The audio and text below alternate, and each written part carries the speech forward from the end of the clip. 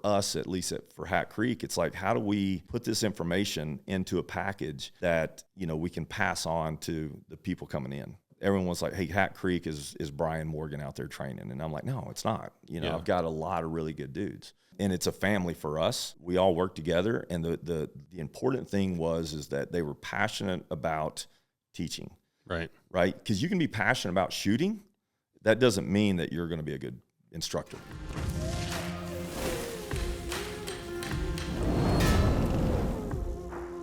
Well, man, I appreciate you coming over. I've actually really been looking forward to this one. Especially after coming over and hanging out and being over at your place. It's just so cool what you have going. So you own Hat Creek Training. Yeah, so so Hat Creek Training is like the social media side, if you would. That's how everybody recognizes us. The actual company is JBM Training, which is just my initials. Okay. And we started that years ago, and so we do most of the contracts, all the government stuff through that. Okay. And that kind of keeps it a little bit separated. Yeah. Yeah.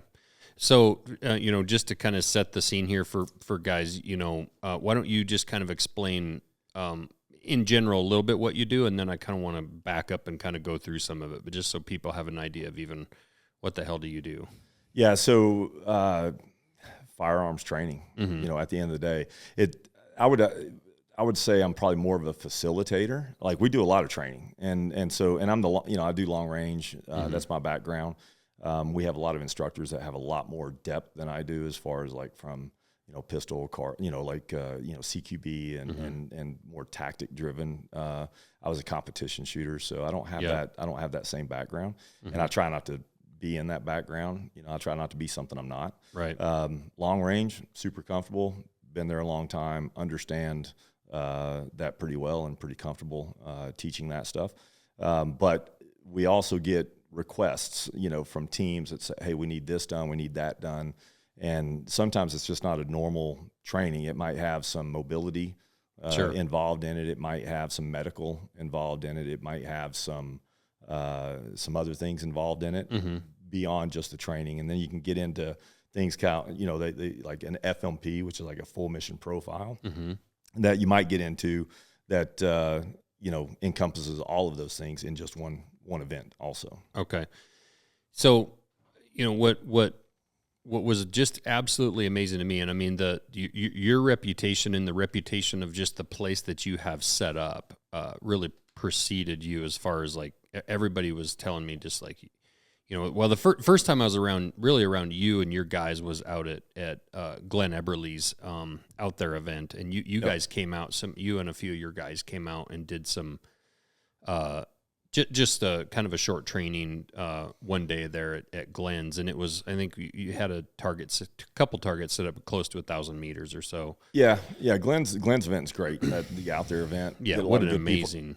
Get a lot of good people together, and it's afforded me a lot of good opportunities to meet men like yourself and some others, and I don't get out a whole lot, because we're pretty busy training. And that particular day, I believe that I met you guys. We flew into there. Yep. We had just finished with some guys. They left that morning. We headed to McCall and jumped in a airplane, flew over to Glenn's and did that little event over there. And it was pretty basic stuff, just tripod work, more hunting kind of oriented, kind of things, because we had a lot of guys that were in, or a lot of people that were in that were, more oriented in the hunting industry, if you would.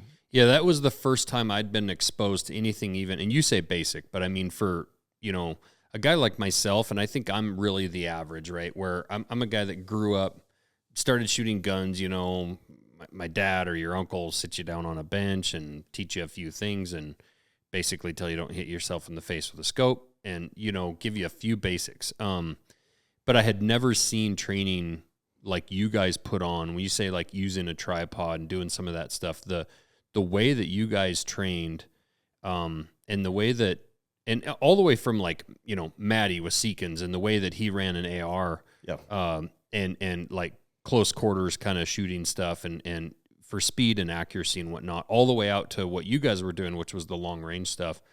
Long range in my mind, I mean, it was still, after what I saw a few weeks ago, it wasn't even long range yet. But the way that you guys use like tripods and some of that stuff, like it's just mind boggling. And it was amazing to me to see how quickly you guys could sit down or kneel down or get in any position whatsoever and take 1,000-yard shot and have another round in the air before that first one was ringing the metal or the steel. Like, it was unbelievable. Yeah. So there's two concepts to it. Like, and when we talk about long range, cause that's always a kind of a point of discussion, like what is long range, those kind of things. Well, it depends, right? You can have long range with a pistol and it's not nearly as far as long range with a rifle, obviously, right? You can have long range with archery, but it's not long range with the rifle. So it really depends on the system you're running.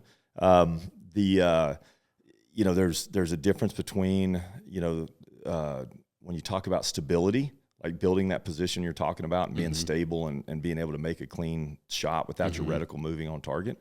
So you're trying to build a stable position, but you also have to build a position that is going to manage recoil. Repeatable. Right. So because if I can be stable, but then when I break that shot, I've got movement, right? And I got to reacquire the target and do some things and kind of start rebuilding. So that takes time. I never even knew that was a thing, right? So like I'd always been used to shooting and then trying to find the damn elk in your gun again, right? In your scope. And I had never even been taught or showed that like that's even a thing that you build your position correctly, that, and even the way that your body was positioned, even laying on the ground and understanding how to manage that recoil through your own body and how your gun can rise up and fall right back down in that same spot, and you're basically back on target. Yeah, a lot of the things that were taught when we were younger, because I go back to even how I was taught, so as a kid, there's a lot of things that were taught wrong, and it takes time to figure those things out, like I was always taught coming up, like, hey, put the rifle in the pocket of your shoulder, well, in a standing position, your bladed shoulders and different kind of things, and it kind of falls into there because you're kind of tucked in, but when you start laying prone or you start getting behind a tripod, your pocket of your shoulder is too far away, right? And so now you got to either tilt your head over to get behind the optic, or you got to blade your shoulders, which brings your head closer to the stock. So the way, that we teach is like bring that out of the pocket, put it on top of your collarbone, like right on the side of your neck. And that's going to allow you more square shoulders, more body position behind it to be able to manage that recoil. And, you're going to watch that muzzle rise. You can't really stop the rise completely depending on the position. You might be able to get into a couple of positions, but when you're talking a super lightweight hunting rifle, there's going to be movement, right? The goal is that it moves consistently and in a direction that it's going to move, which is usually just a vertical rise and then come back down, and now you reacquire that target. Sure. If you kick left or right, that's where people get lost. And most people want to look for the target through the scope, Right. And so now they're zoomed in or whatever they're doing, and they can't reacquire, and they've lost. Did it go left? Did it go right? They don't know. Yep. And did they get a hit? They don't know. Right. Yeah. To just, even to not get another shot off, just to potentially see your impact, and then to see where the animal goes. We had an elk that we just shot last week. This bull, went off through the timber. Probably it only went like 60, 70 yards. But if that guy was alone and I wasn't in my binos, I'm not sure if he'd have necessarily known exactly where he went. By the time you kind of settle back in, like you say, with your scope, you don't know even in what direction that animal went. Yeah. So tracking, hunting, staying in a hunting scenario with the super lightweight, a typical, Seekins element or a Havoc or something like that, you're talking full build out anywhere from 10 pounds to 7 pounds, and if you get it in a, 300 PRC or, 7 PRC or, 300 Win Mag or whatever you might get it into, that's got some energy to it. Right. Right. So you're going to have some movement with that system. And if you take a bad position, you might take a good stable position, but you haven't built a solid position to manage recoil. Sure. And so now you got to rebuild and refine and all that stuff. So it just slows everything down, slows that process down, right? So our goal is, my mindset, whether I can do it or not, but my thought process is when I get down behind the gun and I squeeze the trigger, I want to mentally follow the back of that bullet through my target. Yeah. right? So a lot of people, once they break the trigger, that's when they give up on the shot, right? Yep. They're like, we're done. Well, we're not done yet. I still got to, I might need to take another one. I might need to be able to do something else. So I just follow that bullet mentally through the target. Sure. No, that makes sense. The other thing that I had never seen before, and I've heard of people using tripods, and I always just, and I think this is the case for 90% of people, is I always just thought of a tripod as something that the gun's just sitting on top of, and I'm also guilty of, I'm sure that my first reaction would have been, well, tripod's heavy. Like, when you're packing things around, like, you've got that weight and whatnot. And to back up a little bit before we even talk about shooting, like I had never even taken a tripod along to glass or do any of that. And actually just this last spring bear season, we took Derek Wolf down the Bitterroot and we were hunting, and we glassed for 5 or 6 days straight. And that's actually the first time I had taken a tripod knowing I was going to be glassing. And just to be able to sit on a stump, or we actually packed along those super light little weight camp chairs because we knew we were going to be doing a lot of glassing. Yeah. And to get comfortable and have those binoculars just dead rock steady, and to be able to just move them once in a while and then take your hands off of them and look that entire area over in high detail, was a game changer from a glassing standpoint. But with a rifle, yeah, I'm sure there is definitely some cases where you're going to click that gun in on the tripod, but the way you guys are using a tripod where you're using one leg of it and you're reaching around and grabbing your hand on it and becoming stable, like, are you seeing people doing that with hunting, or is this more of just a tactical situation? No, I'd say both. So, here's the thing is, like, we put limits on everything. So the way we attack any kind of position or anything that we're building. So think about it with you, like building a knife or whatever, right? There's a structure to it. The spine's got to be so strong. It's got to be certain thickness to be able to manage the abuse it's going to go through. And depending on what the knife is designed for, you may make it a certain way or you may not make it that way, right? So it's the same thing. So when I am getting in a position with a gun, depending on what I'm trying to do with it, I try to put my engineering cap on. Sure. And design a structure that I'm going to be able to, that's just strong, so that might be a solid supported, log in the front, something of that nature. But now I need rear support if I'm not just bagging it up or balancing it on the bag. So now I can run that rear tripod for rear support. So for me, a tripod is a guaranteed position. Yep. So when you move off into any environment you go into shooting, unless you're on some range that's just manicured and flat and everything else, there's no guarantee you're going to have a good position. So for me to get to be able to carry that tripod out there, I'm guaranteed a stable, solid position. Right now, if I can make that better than just a tripod, then I'm going to look for that opportunity. Sure. And that might be, backpack strapped to the side of a tree, gun on top of the backpack, rear tripod supporting the back of the gun, something, just kind of think, not necessarily out of the box, but just think of the structure that it's going to take and what's going to happen after you squeeze that trigger, what's going to happen to that system. And so I'm trying to stay on target. So even, most people carry, have bipods on their guns. So the funny thing that we get a lot is because we shoot a lot of angles where we're at. So we're shooting uphill and downhill. Yeah. And, traditionally, if someone's using, say, like a Harris bipod, it's spring-loaded legs, very common. Yep, got one. Yeah. And so, legs spring forward in the bipod. When the bipod's not deployed, the legs are forward. Well, if I'm shooting uphill, where's that recoil coming to?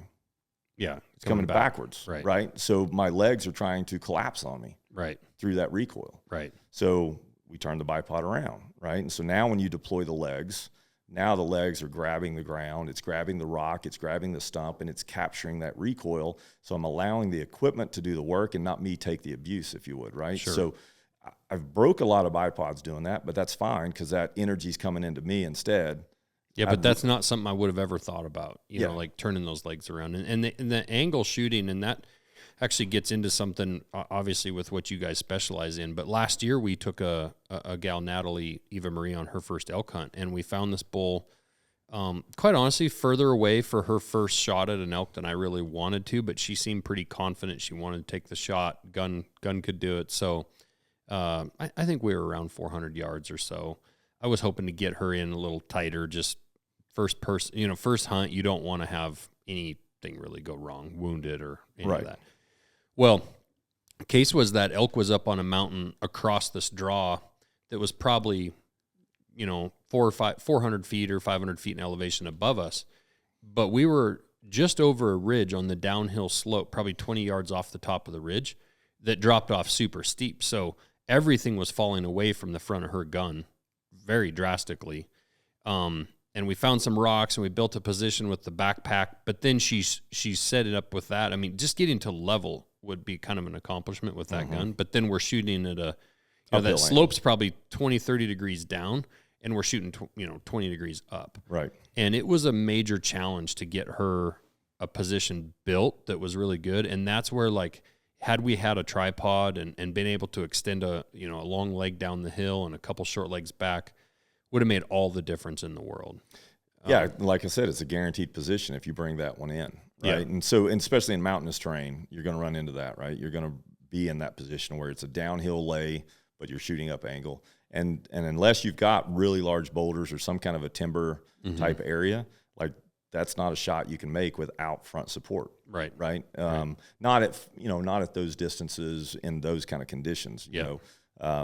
And especially with hunting, like, if I'm shooting a still target, I don't, if I miss, I miss. Right. But if I miss on an animal, if I wound that animal, I got to, it's a lot of work, and then there's a potential for no recovery. Yeah. The last thing we want to do is wound something. Also, like, if she draws blood, that's her elk. Yeah. Her hunt's over. Yeah. And so, there's that factor besides just wounding it. You don't want to have your whole entire hunt that you've planned all year to end on that note. I want to get a bunch more back into Hat Creek, but I actually I wanted to set the stage just a little bit of the kind of stuff that you do, but I actually want to step all the way back about how this even started. Where did you actually grow up? So I grew up in Knoxville, Tennessee. Okay. So, that was way back in the day. So we moved from Knoxville. My brother-in-law was in the Air Force, and he was stationed down at Eglin Air Force Base. And so we'd go down and visit with the family. And we ended up buying some land down in Florida, in the Panhandle of Florida, moved to there. And so from 89 until 8 years ago, that's where we lived. And what did your parents do growing up? So my father was a contractor. So we, construction business, family business. So we dug a lot of, tunnels and did somewhat unique construction, which was good for us. That's what you did in high school? Yeah. So worked for summer times and those kind of things. And then right out of school, just family business. He had split up with his partner, and me and my brother just jumped in and was digging tunnels. Like, what, how does that? Yeah, that's some hard, it's hard work. Everyone thinks it's a machine or something, it's jackhammers, jackleg drills, blasting, Yeah. What were these tunnels for? So usually utilities, sewer lines, water lines going underneath interstates, underneath buildings, underneath things like that. So I remember my father, we were sitting in a meeting one time, and there was an engineer in there asking my dad where he went to college at. My dad he dropped out of school in the 10th grade, different time, just hard worker. And he said he did his undergraduate work at the University of Tennessee because they had tunneled underneath the University of Tennessee. So that's awesome. So he, but yeah, it's just hard work. And that's it was a niche, there wasn't a lot of companies doing that, just a few. And you put these little liner plates together and you just kind of continue on. My brother still does that now. Does he? Yeah. And he still has your dad's business? Yep. Is your dad still alive? No, he passed away when I was 27. So, okay. So me and my brother took it from there and grew the business to where we grew it to. And it got to the point to where, it was a pretty big monster. And, and we decided to, for us to continue, we still wanted growth, but we knew that we were kind of at our capability limit. Yeah. So we needed some assistance. You had a bunch of employees and equipment. Yeah, a lot. Yeah, we had offices up in, Minnesota, Tennessee, Florida, Louisiana. So we were spread out pretty thin. Just kind of spread everywhere. Yeah. And so had that opportunity to have some people come in and invest and go from there. And the economy kind of did some different things, and some of those investment companies, when they come in, they don't have the knowledge. They have the financial knowledge, but they don't have the construction side. You mean the guys with the money aren't tunnel builders? Yeah, they weren't tunnel builders. Shocker. So yeah, so we so my brother ended up we actually bought the company back from them, and he's running it today. So, Okay. Yeah. Cool. Yeah, and I just kind of went a different path. I was still, if he called me today and said, "Hey, I need some help," then I'll be there. No different than if I called him today and I said, "Hey, I need some help." Yeah. He'd be here. So When did you start shooting? Oh, young age. I mean, I grew different time. We grew up different times. So, Right. High school, I mean, everyone had a gun hanging in the back of their truck. And, my principal would come when they started bringing a drug dog in when I was in high school. Yeah. And she'd come into the class and get 4 or 5 of us guys, and she'd be like, "Hey, you need to go take your truck over across the street to the senior center because the drug dog's coming." Yeah. Because we all had guns in our trucks, Yep. and we duck hunted at lunchtime and, shooting gophers at lunch. And Yeah, most ROTC programs had, small bore, competitions, and some high schools, had shooting ranges at the high school. So it's a little bit different time. So came up around that stuff constantly. Yeah. So started shooting at a young age. Was always intrigued by the long range, and so just kind of gravitated towards that and started doing competition. And how old were you when you started competing? on and off because of construction, and so it was just a hobby. So from a young age, I probably didn't hit it really hard, to be honest, until probably about 2007 and 8, in that time frame. Because prior to the internet, there was matches that were out there. There's a lot of guys that have been competing a lot longer than me, and but prior to the internet, there wasn't really anything to kind of let you know where to go. Sure. Right. So. Different, as far as like going into individual competitions, and nothing that was just little local things, like actually going to bigger, multi-state kind of deals. Right. Yeah, you started getting into that, 07, 08, 09 time frame. Yeah. And then, kind of just took off from there. Sure. So what back then, and I don't know how much it's changed today, but what did a shooting competition look like? Were you always in kind of longer range rifle or? Yeah. Okay. Yeah, so I did some 2-gun, which is mostly like pistol carbine, but I always liked the long range stuff. So initially, some of the early matches had a lot of paper in them, just long range paper, scoring off the rings, those kind of things. But we started getting into a lot of the early matches were tactically based matches, and there'd be everything in it that you would imagine that a law enforcement or a military guy might engage, and a lot of stuff was scenario based. So you were shooting and moving, and yeah, maybe some physical fitness involved. A little bit. It wasn't nothing crazy, but yeah, there'd be some physical stuff in it for sure. But it was just dealing with the wind, and you look at the technology today. Back then, I mean, you had data books. You didn't have ballistic computers that showed you what to hold and different kind of things. Like, this is stuff that you went out and you learned what you need to do with your rifle. Sure. My first competition guns, they had no muzzle brakes on them. They're 308s. They're fairly lightweight compared to the rifles today. So I grew up needing to manage recoil. Yep. A lot of the shots early on were more prone based, so you're just laying down. Yeah. But then props started coming in, and there was just a lot of different flavors, and so you didn't know what to expect when you showed up at a match. When did you start having success? I mean, fairly quickly, but yeah, but how do you define success against 50 or 60 people? Right. It's like we're all out there.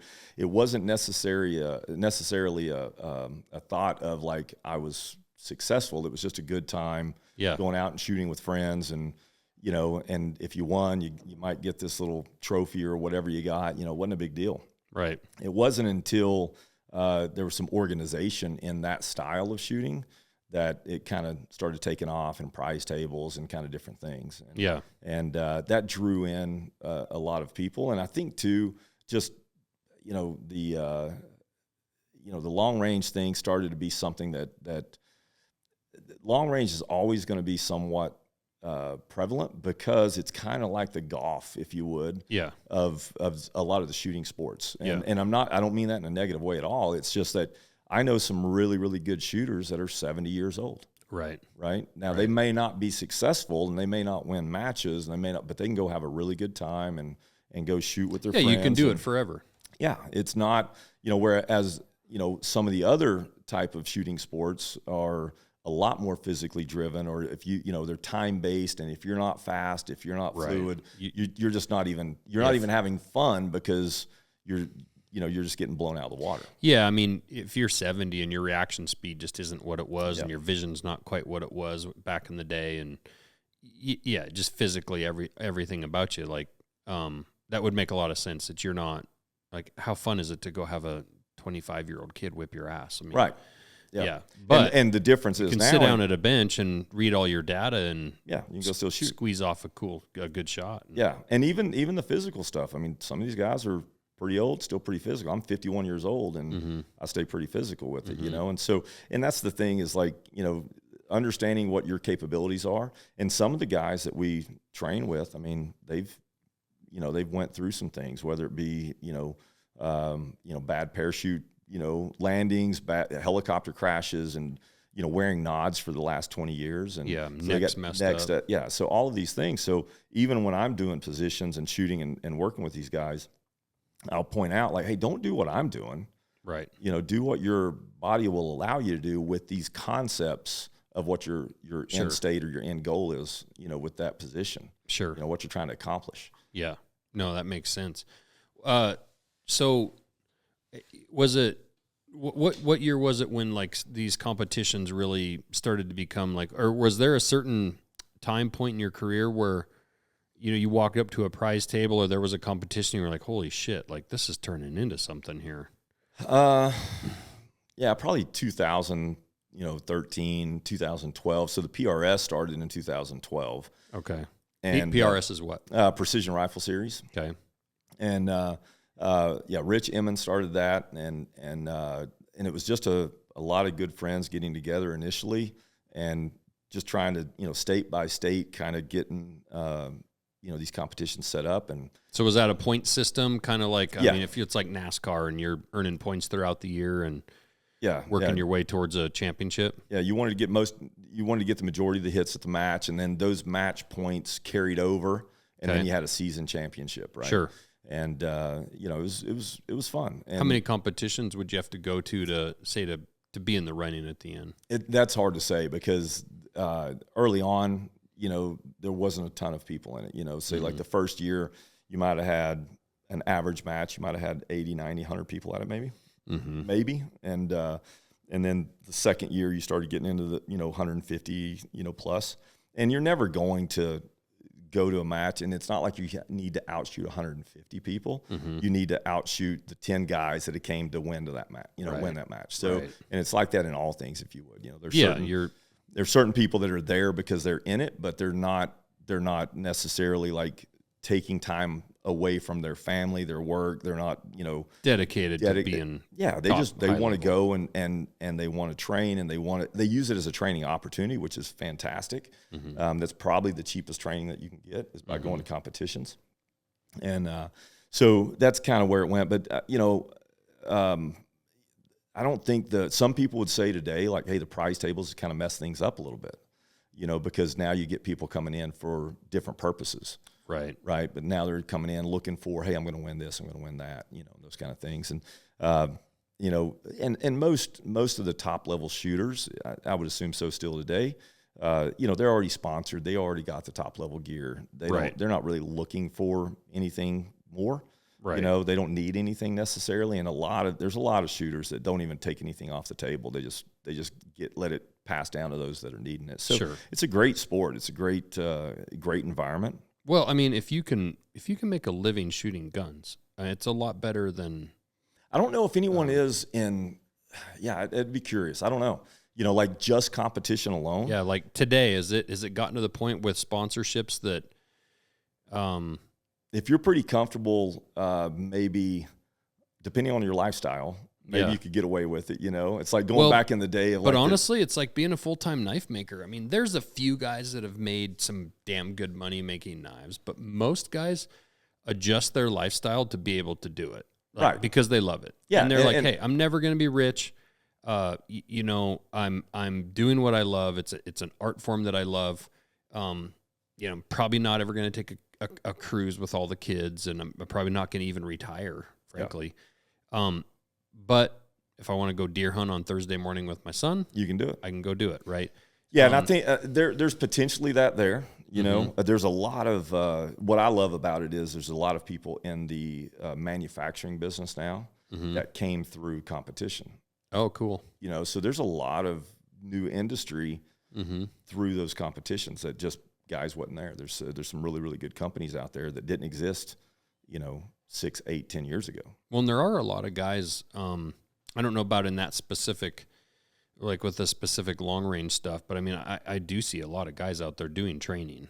I mean, yeah, training's a little bit different. You know, you gotta, there again, there's people that do training, but do they do it full time? Right. You know, it's because initially, like, well, I know a few guys that are kind of doing it and trying to do it, but it's a challenge. And then also to have a place to really, truly, I mean, the level of training you're doing and the way you're doing it is, I just have to imagine it's like nothing else in the country, which is why you're so busy with people coming in. Yeah, the one thing that we don't do is, like, I have no clue what anybody else is doing. Yeah. You know, as far as like their training companies. Yeah. I don't know how much they do. Yeah, and it doesn't matter. I mean, you know, it's interesting because, like, I don't follow any like big knife companies like on Instagram or whatever. Yeah. Like, I don't care what they're doing. Like, Yeah, we're doing our thing. Yeah, and that's where we're at. And there's lots of room out there too, and there's lots of different, even like with shooting stuff. I'm sure there's lots of different situations. There's lots of different places you could set up different styles of training. Yeah, I got to think that it would actually be.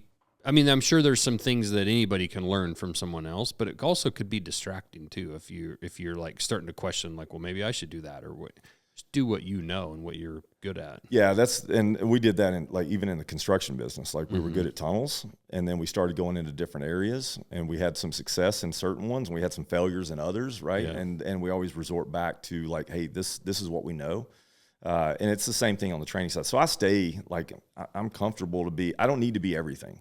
Yeah. You know, but whatever I am, I want to be good at it, right? Sure. I always tell the guys, like, look, if you're going to claim you're a professional, then be a professional. Right. Right. If you're going to claim you're a knife builder, then be good at it. Right. And then work towards being really, really good at that. Yeah. And putting out good quality stuff. And so the same thing with the training. So for us, you know, it started, you know, with me having success on the competition side, and then getting phone calls from certain groups that are like, hey, can you come and show us, you know, what you're doing?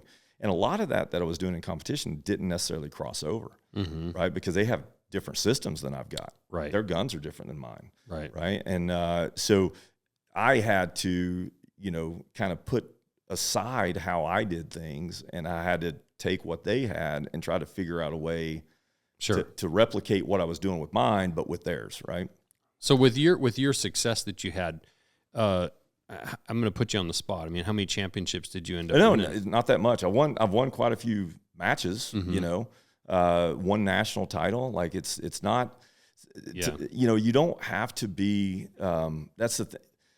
I'm a student of instruction, right? I like to be a student of instruction. So anything I get, I'll start analyzing. Every single one of our instructors that we have now, not a single one of them that I know of have a national title in long range. Right. Right. But they're phenomenal instructors. Right. Right now, I kind of say the same thing about, you know, I've gotten a fair amount of notoriety when I was younger about becoming like the youngest mastersmith in the country, right? But and people ask how many mastersmiths are there, and I'll say the number, whatever. But I always follow that up with saying there's a lot of dudes that could pass that test that just didn't take it, right? Like, there's a lot of guys out there. There's a lot of makers out there that are amazing knife makers that, you know, even with that mastersmith test, that's more in the forging side of knife making. It's a forged blade organization. There's a lot of dudes out there that cut blades out, grind blades. They don't forge them, that are mind-bogglingly good knife makers. And I've had them come teach classes at my shop when I've put on like conferences for teaching. So to your point, I get that full well that, like, just because you haven't necessarily, you know, won a world title or passed a certain threshold, like in the knife making side, doesn't mean that you're not unbelievably good at what you do. Yeah. And, you know, the, kind of like having a college degree. Like, just because you don't have that college degree doesn't mean you can't be an amazing businessman, you know? Yeah. I think that I think by doing well in competition, allowed me to meet some really good people, right? And then kind of laid this path out a little bit, because I didn't, I didn't plan this. Yeah. So how did it work? The guys just started asking you to kind of show them a few things? Yeah. And then, so they would either come to my place or I would go to their place and just started training. And a little bit of just, I started to have to really pay attention to what I was doing. Yeah. Because when you do it on your own and you're not showing someone else how to do it, you're not really analyzing it. Yeah. Yeah, teaching something is so much different than just doing it, and somehow you just do it and you don't even think about it. Yeah, so trying to learn how to explain it and how to the big thing for us is information transfer. Like if you can transfer information to someone else, fluidly, then that's our goal. So all of our guys have different personalities, different backgrounds. I don't have a military background. Another one of our instructors doesn't have a military background. Phenomenal shooter, phenomenal instructor. The other guys all are full of like tons of military accomplishments and at the highest level of the military. Mm-hmm. And, for me, I look up to those guys and what they've went through in their training. Right. And then for us, at least for Hat Creek, it's like, how do we put this information into a package that, we can pass on to the people coming in? Sure. A lot of people thought initially like, and I worked pretty hard at this, is like, everyone was like, hey, Hat Creek is Bryan Morgan out there training. And I'm like, no, it's not. I've got a lot of really good dudes. Mm-hmm. And it's a family for us. And, and we all work together. And the important thing is that they were passionate about teaching. Right. Right. Because you can be passionate about shooting. That doesn't mean that you're going to be a good instructor. Mm-hmm. Right. And we do love to shoot, and we shoot every day with the guys. We shoot every single round. We demo everything. We kind of, make sure that we can, the proof's got to be in the talk. Yeah. You've got to be able to do that. Right. Mm-hmm. I think there's a few things in this world, like you need to be able to do it if you're going to teach it. And shooting's one of them, I feel like. Right. And so for me, as I get older, if I can't maintain the level that I need to be at to be able to transfer that knowledge, then I want to make sure someone else is. Sure. Because the people that we're working with, they're more valuable to me than my ego. Yeah, right. And so I want to make sure that they're getting the best training. And if I'm not the best guy for it, then I don't want to be the one doing it. Right. I'm not comfortable in that setting. Right. I don't want to teach something that I don't know or I can't do. Yeah, but you can, what's most important is you can also be the facilitator. So like, 10 years from now, if you're slowing down a little bit, like if you're still facilitating that, you're still finding the dudes, like your eye can recognize, hey, this guy's a really good teacher. He's an amazing shooter. He's a principled person. That's a guy I want to have on my range training my guys. Well, and it helps that we have so many guys coming through. Mm-hmm. A lot of our instructors were students. Sure. Right. And then, so it allows us to not only meet them on a personal level, on a professional level, on a shooting side, if you would. We grow this little family that we've got. How did it work though? I'm still trying to figure out, like, so you started training some dudes, and I would imagine you were getting more and more phone calls, and you were getting better at teaching. Yep. And there has to have been a point where you looked at your wife and was like, we're onto something here, but I need more space. I need a better place to train. How did that all like work? So I am the absolute, I say this every week with the guys, like I'm the absolute worst businessman there is. Right. I'm not doing this for business. Right. Mm-hmm. And so for us, I want to make sure. So so I'll take it from the beginning, if you would, really quickly. Yeah, I'll please shorten this up. So we got all night. Yeah. So when I started getting, won matches, won a title, and then the biggest thing really was a couple of the matches that I won.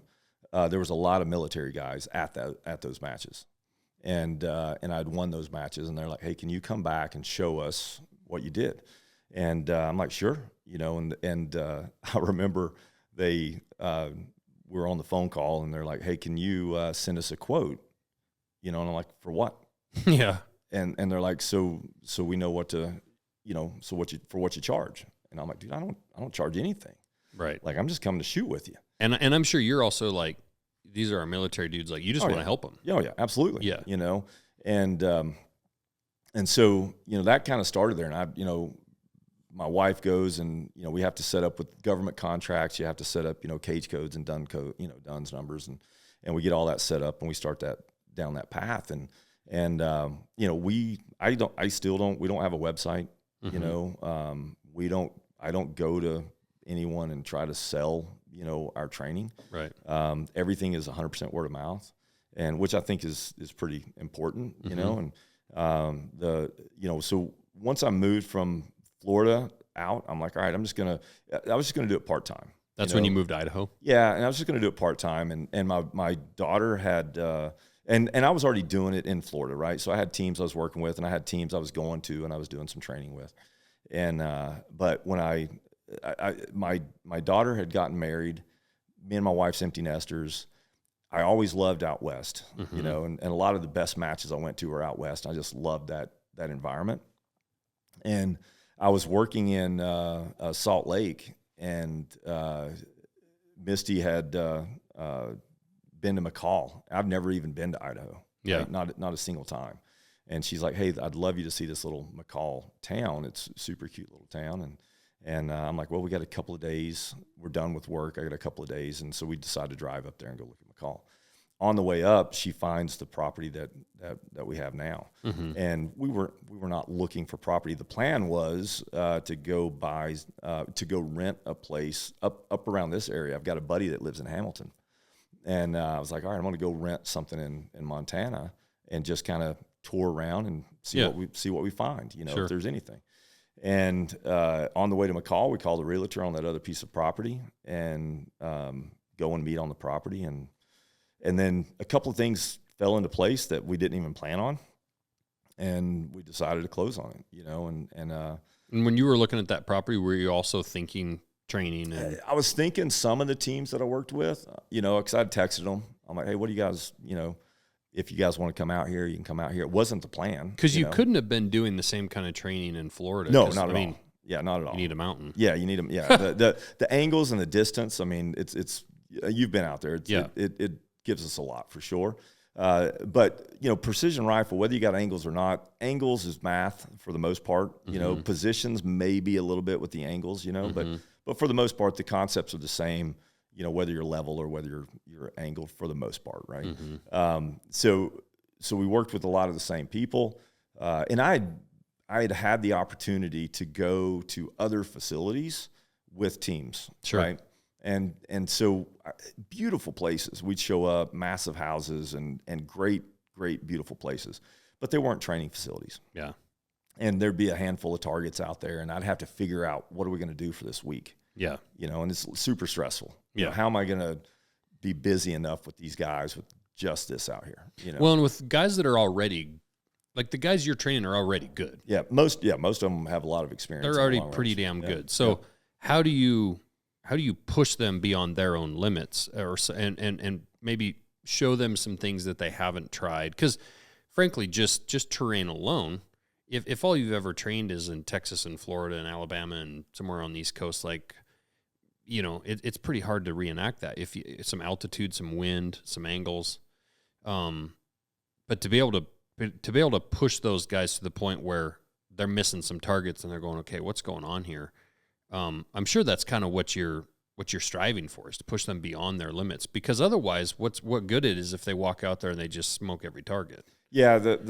I'm a firm believer in you know, failure is a great teacher. Right. And so, we've got some really difficult looks, difficult positions, and you're going to miss, you know, and the goal is that they learn from that position they took. You know, hey, was it a good position? Was it a stable break? Am I able to make a follow-up shot? If they're not, then hey, you didn't build a good stable position for recoil management. So it gives them a lot of opportunity. So a lot of times it's just the reps. Like I tell the guys this too. It's like, whether I'm there or not, whether my guys are there or not, they're going to get better regardless, right? Because they're just going out and doing it, right? You just and so they go out there and they do it. The goal is that we increase that learning potential, right? and help them along the way. So we'll let someone fight through a bad position, and we'll sit there and watch them. Mm-hmm. And we don't fix them right away, and we just let them kind of go through it. And then when we do show them a better way, it registers with them and it sticks with them because they know how frustrating it was prior to that. Sure. And so that's a little bit of our training concepts. What year was it that you bought that? 2016. Okay. Yeah. So just so people kind of understand with what I saw when I went out there, I mean, you've done an absolute shit ton of work there. But I mean, you look at the amount of targets that are out there, the amount of physical work that just went into setting up. I mean, I was only just on one section of that property. But everywhere you look, there's a target. Yeah, it's funny. And I mean, when I say everywhere you look, like you're standing on top of a mountain and you're looking, down 2,000 feet or 1,500 feet, and then back up another 1,500 feet, and there's little white targets all over the damn place. Yeah, when we bought the place, I told Misty we'll do a little bit of training. I told her maybe 8 or 10 weeks a year, just maybe, and I said you probably won't even notice any targets. You slow played that one. Yeah. I said you probably won't even notice any targets. Yeah. She was up at the pavilion with me one day, and the sun was setting, and every target was popping. And just from that pavilion, she's like, I count like 100 targets from right here, Yeah. And so yeah. Fortunately, I got all those targets in before the freaking price of metal went up. Well, I was going to say you own half a steel company. Yeah, it's insane. Like the cost of targets today are twice what it was when I started. Yeah. Yeah, it's crazy. And and then the physical labor of, I mean, this is the kind of country that's straight up and straight down. Yeah, I hiked all those. You don't drive them in your truck. Yeah, we hiked them in. It was good. I like in between. So early on, our first year, we bought the place within 9. It was just so the main house that you were in. Mm-hmm. That was just a shell. It was a garage. Okay. Right? It was a dude's shop. He'd ran CNC machines out of there. Right? Oh. And he had. They had, the only power they had was either from the generator or from the river, right? And then the water they had was being pumped from the creek, and so there was some challenges for sure. So I had to bring power in. We had to do all that stuff. But 9 weeks from the time that we got there, it was 9 weeks. We had our first team in. Oh, no shit. Yeah. Boy, that was a quick turnaround. Yeah, Misty, the kitchen wasn't done. Misty was doing dishes in the bathroom. Yeah. And all the dudes were living in the house with us. That one room, we had 5 bunk beds in there, Wow. And so we're just turning, but it was good. And I'm hiking in between those times, like while the guys were building out the house, I was hiking targets in. Yeah. Just going up and down, up and down, up and down, just moving them in. So a lot of work, enjoyed it though. So, it's like anything new, super motivated. Right. So like every morning I wake up, strap a bunch of targets on my back and start walking. Yeah. And I remember the steel guy, my target, I just have it cut, up in Lewiston, and the guy's like, hey, we didn't have any 3/8, but we had some 1/2 inch, so I cut them out. And I was like, oh my gosh, dude, this is terrible, and so thanks a lot. Yeah. But, we slowly got them in, right? Now we have, there's places that have more targets than us, I'm sure, but, we got about 600 in. And the goal for me is like keeping it compact, because that's the other issue. A lot of places, they think you need, millions of acres to go get great training. Right. And, we want to be able to maximize the training and minimize the travel. Sure. Right. So my goal is, hey, we're going here, we got this look. We go here, we got that look. And so we're trying to get as much done. And at the end of the day, most of our weeks of training are they're just 1 week. Most of our trainings are 1 week. We've had some longer ones, but most of them are 1 week. So I got to get a lot done in 5 days. And my mindset, at least early on, and this was before I had any of the guys helping me, right? So my mindset early on has always been, especially when I'm working with our military. I've got 2 grandkids. I got 3 grandkids. I got 2 grandsons. Mm-hmm. And so I want to make sure that if my grandkids were called to deploy, and then how long, and I only had a week with them, mm-hmm. Think of it with your, like how hard would you work for that week? Right. Yeah. Work your ass off. Yeah. And that's the feeling, that's the fear I have. Yeah, you're preparing someone's son. Yeah. That's the fear I have, is that we don't do enough. Yeah. And so not only, so it's a lot, and that's a heavy one. And I'm quite certain you've had guys come through there that didn't come back. Yeah, and that it's hard because we sat around the table and chatted with them, and that's something you can't. I wish Misty said this not long ago. She goes, I wish everyone in this country could just come through here and spend a week with us, with these guys that are in here. The patriotism that would increase because of how solid these guys are. Yeah. You know, I mean, they motivate me. I mean, I'm 51, and at every single class, I feel like a little kid looking up to his heroes. Yeah. That was probably the hardest thing teaching I had to get over was that, you know, I didn't feel worthy, I guess you would say. Like I knew I was good at shooting. I knew I was able to transfer this information, but it was a little bit of why me. Right. You know, and I completely understand that feeling, you know, because we're going to be launching into some tactical knives and stuff next year, and much like you said, like I was not in the military, and I'm never going to pretend to be on those guys' level, right? At all, or pretend that I even understand or know what they really have to do and put up with. I have ultimate respect for what they do.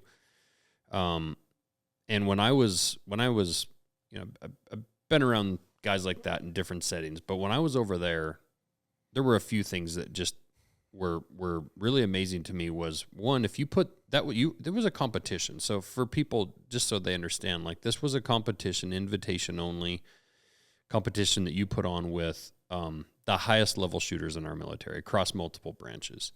And there's a lot riding on the line, right? There's bragging rights, there's ego involved, and there's I'm sure these guys have teammates at home that are like, hey, don't go screw up, don't let those Navy guys beat you, right? Or don't let them Army guys beat you. And so there's pressure, and you know, you don't want to be embarrassed or whatever. And what I saw was these are guys that have every right to have a big ego. They're in the best shape that you can be in. They're badass shooters. They do badass shit. Like they're guys that guys like you and I look up to. And when I was there, I saw nothing but like, I felt like I was at a family reunion, and those guys were sharing, I think, sharing gear. Jeff and a couple of those guys were saying they were sharing gear. Like some of these guys came in and they didn't have a gun because they couldn't check it out, or they didn't have the right optics or Kestrel or whatever the stuff is. I don't even know the terminology necessarily, but guys were like, here, use this, or here, you can use mine, and literally loaning stuff to the guys they're going to be competing against. And not only that, those guys, I was talking about that to a couple of those dudes while I was there, and they were like, yeah, man, no, it's all love. Like we could, and Israel was just popping off. Yes. That had just happened. And those guys were saying like, no, man, in like a week or two, we could be in a country operating and doing stuff and need those guys to be good at their job, and they might need us, and it's a big family. Yeah, even though we were talking Army and Navy and different branches. Yeah, with some of the we kind of had to push the timeline up on the last day, because we were supposed to have the match that you're talking about, right? So every 2 years, I'd always wanted to do a match out there in the mountains, and that was super gnarly place to kind of put one on. It doesn't work for like a civilian populace, kind of match, because it's just hard to get into, super physical, and I can't run the numbers that it would take to make it worthwhile for to be able to run a open match to other people. And our primary goal, right, is training, right? So what I wanted to do is come up with a way to kind of get this camaraderie that you're talking about, and having this opportunity for them to kind of cross-pollinate a little bit, and look at different gear and different things and different tactics. So we called it the Nasty, which is North American Sniper Team Invitational. Which is a great name. Yeah, so it's a week-long match, and it's a training. That's what it is. It's a training week. So for us, it's not much different, other than it's a lot more numbers than our normal training. And so these guys come in. They basically get a check-in day. They get to zero their stuff. We have a little bit of training on that day. go through some equipment. We check out our own, like Hat Creek had a lot of equipment that was also being utilized. Yep. And happy to do it, right? And that's kind of sad to me as a taxpayer that some of these guys don't have the things that they need, which is super frustrating. Even at the highest levels. That was also amazing to me. These are the highest level shooters, and they're borrowing your shit. Yeah. Like, I assumed they would come in just. I mean, these aren't regular Army dudes. I mean, these are the top level people, but some of the stuff, borrowing equipment. Yeah, but some of that equipment is, being utilized on a broader scale, right? Yeah. So it's not like they can just take that because they need it for this week, right? So there's a little bit of that, and we're happy to do that. And and then a lot of teams brought in things for other teams and helped them out, right? Mm-hmm. And so we did the first one a couple of years ago. And we wanted to cap the first one. We wanted to cap at 12 teams total, right? And we ended up having, I think it was 14 on the first year. We wanted to cap this one at 16, and at one point we got up to 24, and Misty was like, "All right, we can't. We got to fix this." And so we whittled it down because we had some foreign teams and some different things that we kind of cut out. And we ended up having 17 teams this time. We had 18, and one of the teams had to leave because of world events, like the day of, they're already there and they had to leave, right? So we kind of combined two teams and ended up making, had a total of 17 because two dudes had to leave and different things. But so we had the whole training going on, and then when I saw everything going on with in the world, I was like, all right, we upped the first night was not supposed to be the first night shoot; it was supposed to be the next night. So I was like, let's kind of advance this, and guys were ready to go. So we did the first night shoot, which was absolutely brutal. And when you named it the nasty, but what people also have to understand is it's generally probably nasty weather conditions because it's October, right? So lots of winds. Weather's changing pretty drastically in Montana and Idaho at that point. Yeah, getting cold. So generally windy. A lot of wind. Which the wind, this is what makes your guys' place so special. It's not just the high angle, shooting that you guys do in the distance, but with the canyons and the way that you have those targets set up, and you're shooting across maybe a box canyon where, the winds are coming in, they're swirling, they're coming in from different directions. Wind might be coming over the top or up the bottom and across the side, and then you've got pressure that's building up off of the faces of those steep slopes. Yep. It was mind blowing to me to see. So it's nasty. Physically, it's nasty weather. It's nasty steep angles and distances. It's everything about it is nasty. Yeah, and it was, and it didn't, like day one, we clocked winds up to 60 mile an hour. And when there's people, it's windy in Wyoming, it's windy in Utah, it's windy out west. Mm-hmm. The difference is our canyon is really, really steep. And our canyon, it's multiple canyons, right? Right. And so we're basically just on the other side of Hell's Canyon. So it's the deepest canyon in North America, right? That whole area, it's super gnarly. There's no trees in a lot of areas, so that wind just gets to ripping through there. So it's not unusual for any shooters that are listening to this, later this podcast. Like, we have targets out there at 800 meters, with a 300 Win Mag. You might end up holding, call it, 5.5 mils that you would normally hold for elevation on a level shot or something, Yeah. And we're holding 2 mils. Yeah. Because there's 3.5 mils of vertical.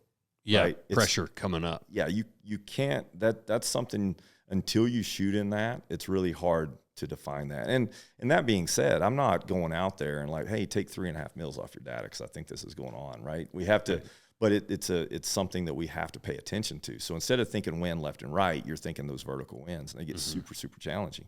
Yeah, Jeff was even showing me like the looking at the mirage through the scope and seeing the mirage. He was explaining that mirage was lifting. Yeah. And with that wind, I mean, I was watching. So I was only on 3 positions on one course, and each position had 3 or 4 shots. Yeah. So each stage, we had 3 full stages, right? And then 4 counting the night, right? Mm-hmm. So each stage had, we had 50 targets when you count the pistol targets in it, right? Mm-hmm. So, and then each target's defined based on the system they're using. So we had certain targets that were for 308, 260, 6 Creedmoor, 6 ARC, that kind of stuff, and then we had other targets that were dedicated for Magnums. So 300 Norma, 338 Lapua, 338 Norma, 300 PRC, and 300 Win Mag. So so it was easy for them. And then the design of the match is it's everything that they need to be able to do. So it's super physical, but they're given a picture from shooter's location of the target. So they got to find it, right? So they got to find it based on the picture and based on the description of it. Yep. And then which I'd never seen. There's some data on that picture. Yep. And to my point earlier about how many targets you put out there, I, with the naked eye, could just stand there and see 8 or 9 white targets in that general area. Yeah. So they have to, they got to look at that picture. Yeah, and dial in on exactly which one of those. Yeah. Range and angles, and it was a good time. And that week for us, it's a super hard week, but it's one of our better ones that we just enjoy because it's we normally are just training every day and going through classes and all those kind of things. And this one, we're getting to bring the guys in the evenings. We're talking to them. We're all sitting around, eating dinner and, asking the challenges of the day, things that they saw. And it's eye-opening for some of the guys that don't get to train in that environment at that level. Because even when they come out and train with me for a week, this is something where they're just out there. It's just them, and so they've got to solve those problems. Like I said, I'm a firm believer in failure. Right, failure is a great teacher. So now instead of someone like helping them through that, they're going all the way through it and they're figuring it out. And you watch the guys' scores increase from day 1 to day 2 to day 3, like consistently got better. Yeah, right. And the team that won that, they averaged in those conditions with those distances. I think it was 1.68 rounds per target. So I got really lucky, just totally random. But when you I was fortunate enough to have you let us come up on the hill and just kind of observe. And I didn't know this, but, first target on and the first team that day I got to watch actually happened to be the winning team. Right. And I had no idea. Obviously, I had no baseline of knowledge, right? So I watched those guys shoot a few, 4 or 5 targets, 6 targets. Actually, it was probably more. It's probably around 8. And they missed 1 target on their first shot. Everything else was 1 target, and the next one he followed right up and hit it on shot number 2. Right. And I was like, oh yeah, okay. Well, I mean, these are all the best shooters in the world. I expect them to hit, right? The next several teams that came through were averaging 2 to 3 to, there were a few targets they shot, and they only get 5 shots, and then they have to move on. Right. That's par, right? Yeah. Once you neutralize it, you move. Right. So. Without neutralizing it, you have to engage at least 5 times. Yeah. And then you're penalized if you don't neutralize that target. And there were a couple of those teams that shot 5 times and didn't hit it and move on. And that's when I started realizing, like, oh shit, that first team was really, really good. Yeah. And I was telling a few of my buddies here about it. I said it's like inviting the 17 best or 35 best golfers in the world to come play a course, and Tiger Woods beats them all by 12 strokes, and you think, God, all these other guys suck, right? No, they're still phenomenal. But what you realize is they're all phenomenal. Yeah. But what was interesting about like a couple of those best teams that I saw was the way they could call wind, the way they communicated with each other. They had clearly shot together a lot. They knew each other, and the things that they could see through their scope and the hold that they were calling, and they were seeing that a couple of those other teams just through experience didn't quite have, that camaraderie or that knowledge. It was interesting. Some guys would be like, well, send it out there and we'll see. And once they send that first shot, then they're like, oh, okay, here, this is what, and they would make a good call and change it and hit on second or third. Where that first team, they called it and they hit it. Yeah. And it also, and all of these teams will agree, like there's good days and there's bad days too. Yeah. And there's definitely some. I was behind glass quite a bit on some of the teams, and there was a few calls that guys made that they ended up hitting that I wouldn't have made that call. Yeah. Right. So they did better than I would have done on it. You missed some. Right? Yeah. I would. Or there's calls you're like, yeah, that's exactly what I'd call, and they miss. Yes. Yeah. Yep. Yeah. So, that's the other thing we talk about is like sometimes especially when you get into long range, not precision, like I said, we get back into details, like, you can be precise at a lot of things, but long range, you got environmentals to deal with, right? So no matter how good or how long or whatever you've been doing with this, the environment is always going to get you. You know? Well, think about on a really, really gusty day how that wind will just hit you and then just stop for a few seconds and then hit you again, right? And if your bullet happens to be in the air and there's a pocket in there in that canyon where that wind has just taken a pause, I mean, that completely affects that. Oh yeah. I mean, we trained this past week, right? And I dropped shots this past week, and today actually, because I drove up here. But today, there was one particular target. I was engaging across the canyon, and I was holding 1.8 mils, and I'm hitting. I go to the next position. I'm hitting. I miss, and I see it go way off to the right, and I'm like, okay. For a moment, I thought, all right, maybe I didn't see what I thought I saw, and so I send the next one with the exact same hold, and I'm like, nope, that's what I thought I saw. And I ended up going from a right 1.8 to a left 1 mil. Really? Like that fast. Yeah. And when you're doing cross canyon stuff, there's a lot of times you just don't have something to look at to tell you it changed. Yeah. So did I make a mistake? I don't think I wouldn't have changed anything other than possibly I would have trusted that first shot that I saw miss. Right. But it was such an extreme miss from just having hit pretty well that it was like, all right, let me make sure of that. Right. And so that's some of the challenges out there. It does change very, very rapidly.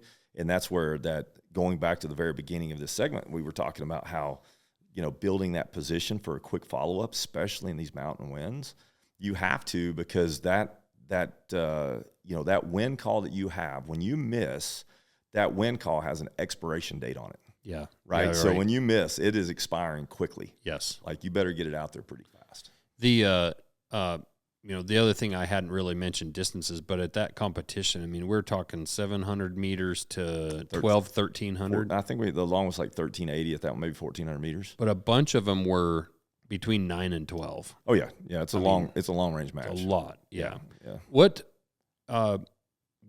What part has, the suppressors played in, it seems to me like a suppressor, it's unbelievable. I had never shot one until last year, and I couldn't believe I shot a 28 Nosler in Texas, and it felt like it was a 223 or something. I couldn't believe the difference. Do you have guys when you're starting to teach like being able to get back to your position? Do you have guys shoot guns that are maybe just have a muzzle brake or nothing at all? I would imagine that would overemphasize mistakes that you're making, where a suppressor could allow you to get away with some things that that gun's not going to hop up and you're not going to have as much recoil management to deal with a suppressor. Is that right? Not necessarily. So a muzzle brake's actually typically going to provide you with better recoil management, right? Okay. Because that's what it's for. Off gas and that. Right. Yeah. The suppressor though acts similar, and it adds some weight to the system also that also helps with recoil management. Okay. A lot of hunters don't use muzzle brakes because that muzzle brake is blasting back at you, so super loud. Right. Super loud. And how many times does something pop up in front of you? You got to take it right now. You don't have time to put the ears on. Crazy loud. So a lot of guys just don't run muzzle brakes, and if you're running a super lightweight system with a big bullet, the likelihood of you being able to do what we talked about, where you're going to stay on, it's going to move, right? Yeah, right. So the suppressor in any other industry, like in any other thing that we would do that had noise, it would be against the law to not have a suppressor. Sure. Right. I mean, think of it. I mean, it's a sport. It's just common sense says, hey, let's have some hearing protection. Well, if my machines in my shop were making a certain amount of noise and you told me, hey, you spend $1,000 and it reduces it by 80%. Yeah, it's a no-brainer. Yeah. You just do it. And so, a lot of countries, like, the suppressors aren't looked at, as a negative. You know, it's a lot of that's just, we could go down a major rabbit hole on 2A and suppressors. But, for me, bringing my daughter up shooting, everything she shot was suppressed. Yeah. Because a lot of flinch instinct happens more from the noise than it does from the recoil. So, and guys are also terrible at this. It's like, hey, they take their wife to the range and they give her the biggest pistol they've got. And I'm like, what are you doing? Or they take their little kid and they give him the biggest gun they got. And and you just trained him to anticipate. When my kids were little, I had them shoot the 243 out in the field a bunch and kind of get used to shooting it. And then pretty much all of my kids, when they went and shot at like an elk with my 300 Win Mag, they had never shot it before. Mm-hmm. But they had gotten so used to shooting that other gun, and I told them it's just like that one. Yep. And they shoot it, and they didn't even realize it. You're in the moment. Yeah, you're pumped up. But had they shot that 300 Win out in my field, yeah, they would have anticipated. Yeah. And everyone anticipates to some degree, right? It's just timing that anticipation correctly. Mm-hmm. But yeah, but if you can reduce that from a training side, by simply putting a suppressor on, reducing that noise. A typical week for us is anywhere from 10 to 30 people training. Yeah. And imagine that with no suppressors, right? Yeah. And there's a lot of times where we're teaching and, the ears come off, even when they're not suppressed or something, the ears come off and we go to start talking. And then someone, you forget to put them back on, and then someone cracks. Oh man, it's super loud. So yeah, I deal with tinnitus. Like I'm always sleeping with noise going, and that's just part of it. And it definitely should be, in my opinion, like it should be a lot easier to run suppressed, right? Because it's just the noise that people complain about in rural communities, as far as like the shooting going on, it just makes sense. Yeah, in my opinion. Yeah. What piece of equipment changed the game the most for you with long range? Ballistic solvers. Yeah. Yeah, 100%. Like, there's a lot of great things out there. Optics have gotten better, but I was hitting targets with bad optics. Guns have probably gotten more accurate simply because the machining is more capable now, right? But we were still hitting targets with that. But, when you were before ballistic solvers, you're opening up your data book and you're looking like, okay, I was at the range on this day and the sun was over here and, and the temperature was this and I held this data on this one, Now you literally can order a Kestrel, and it comes in, or a lot of the binos now, it's got the applied ballistics built into the bino or whatever. And, as long as you put in good information, you're going to get good information out, and we train all week long, but I still get, calls from buddies on, hey, can you help me set up my hunting rifle on Saturday? I'm like, yeah, man, right. Just come on over and we'll do that. And, it's what I want to do on Saturday, shoot some more, so, but they come over and, once we start putting all of that stuff in there, and I'm like, all right, let's true this data out. And, they're hitting a, 8-inch target at 800 meters. Yeah. First shot right out of the gate after we put in proper information. Yeah. You're like, wow, yeah. And so to me, that everyone's got the capability of the information as long as they know what to do with that information. They'll get that good information out of that system. Right. But it does take a little bit more effort. So like in the military, there's no shortage of pretty good equipment, but there's a very big shortage of training. Yeah. And so a lot of times people want to throw like new gear at a problem, but really what they need to do is just provide training with what they have. Sure. And so this stuff is no different. So yeah, you can build a really good piece of equipment that really changes the game, but if you don't train on it or know how to use it, it's not going to do any good. Have you seen the training?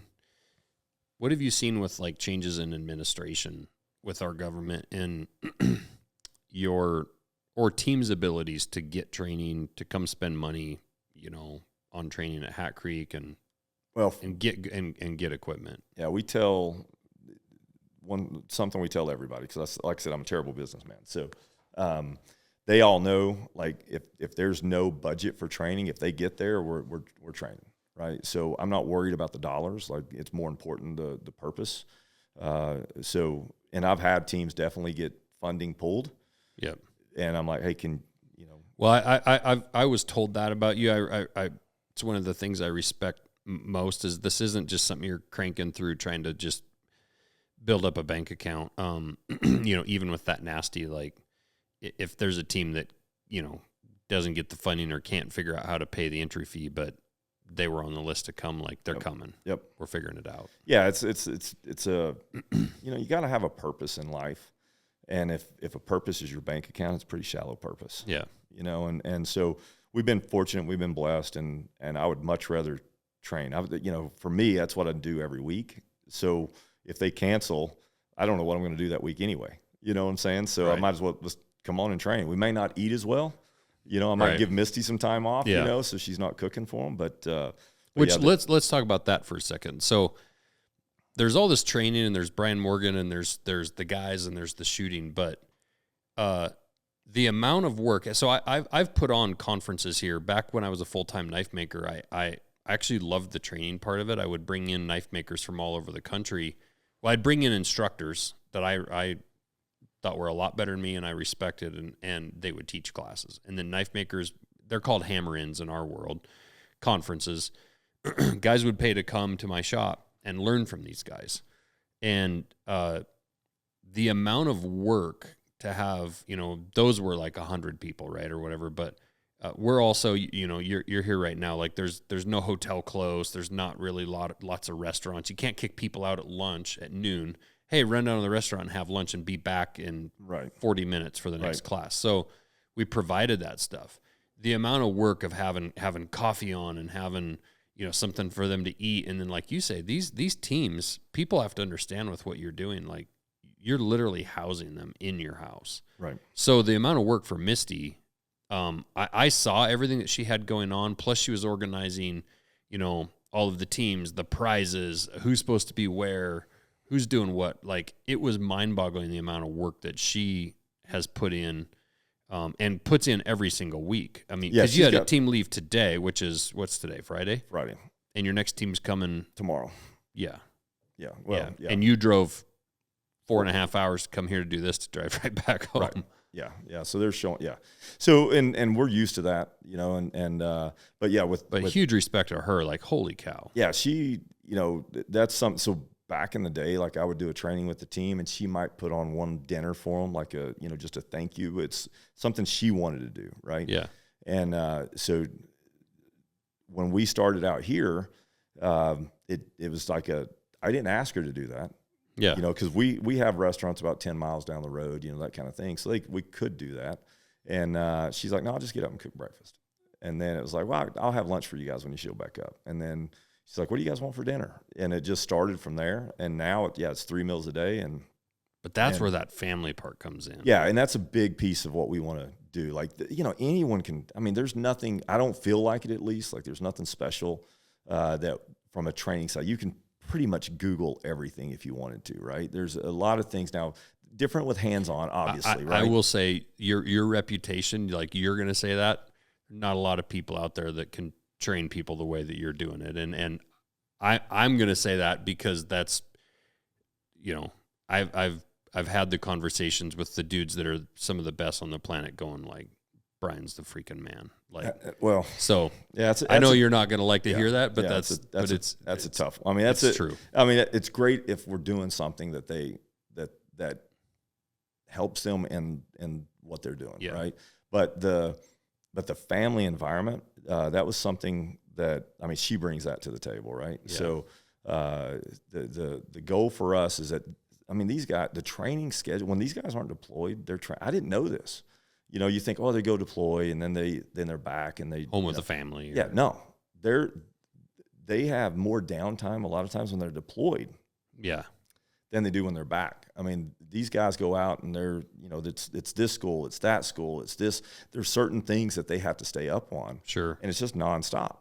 And so we wanted to provide them with this feeling of when they're at our home that they're with their family.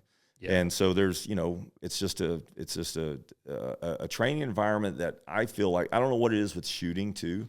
You go to shooting ranges and egos just start popping, right? And these guys don't have egos. That's another thing I love about, like they just don't. Like they come in, they're type A's for sure. Like they're competitive, no question about that.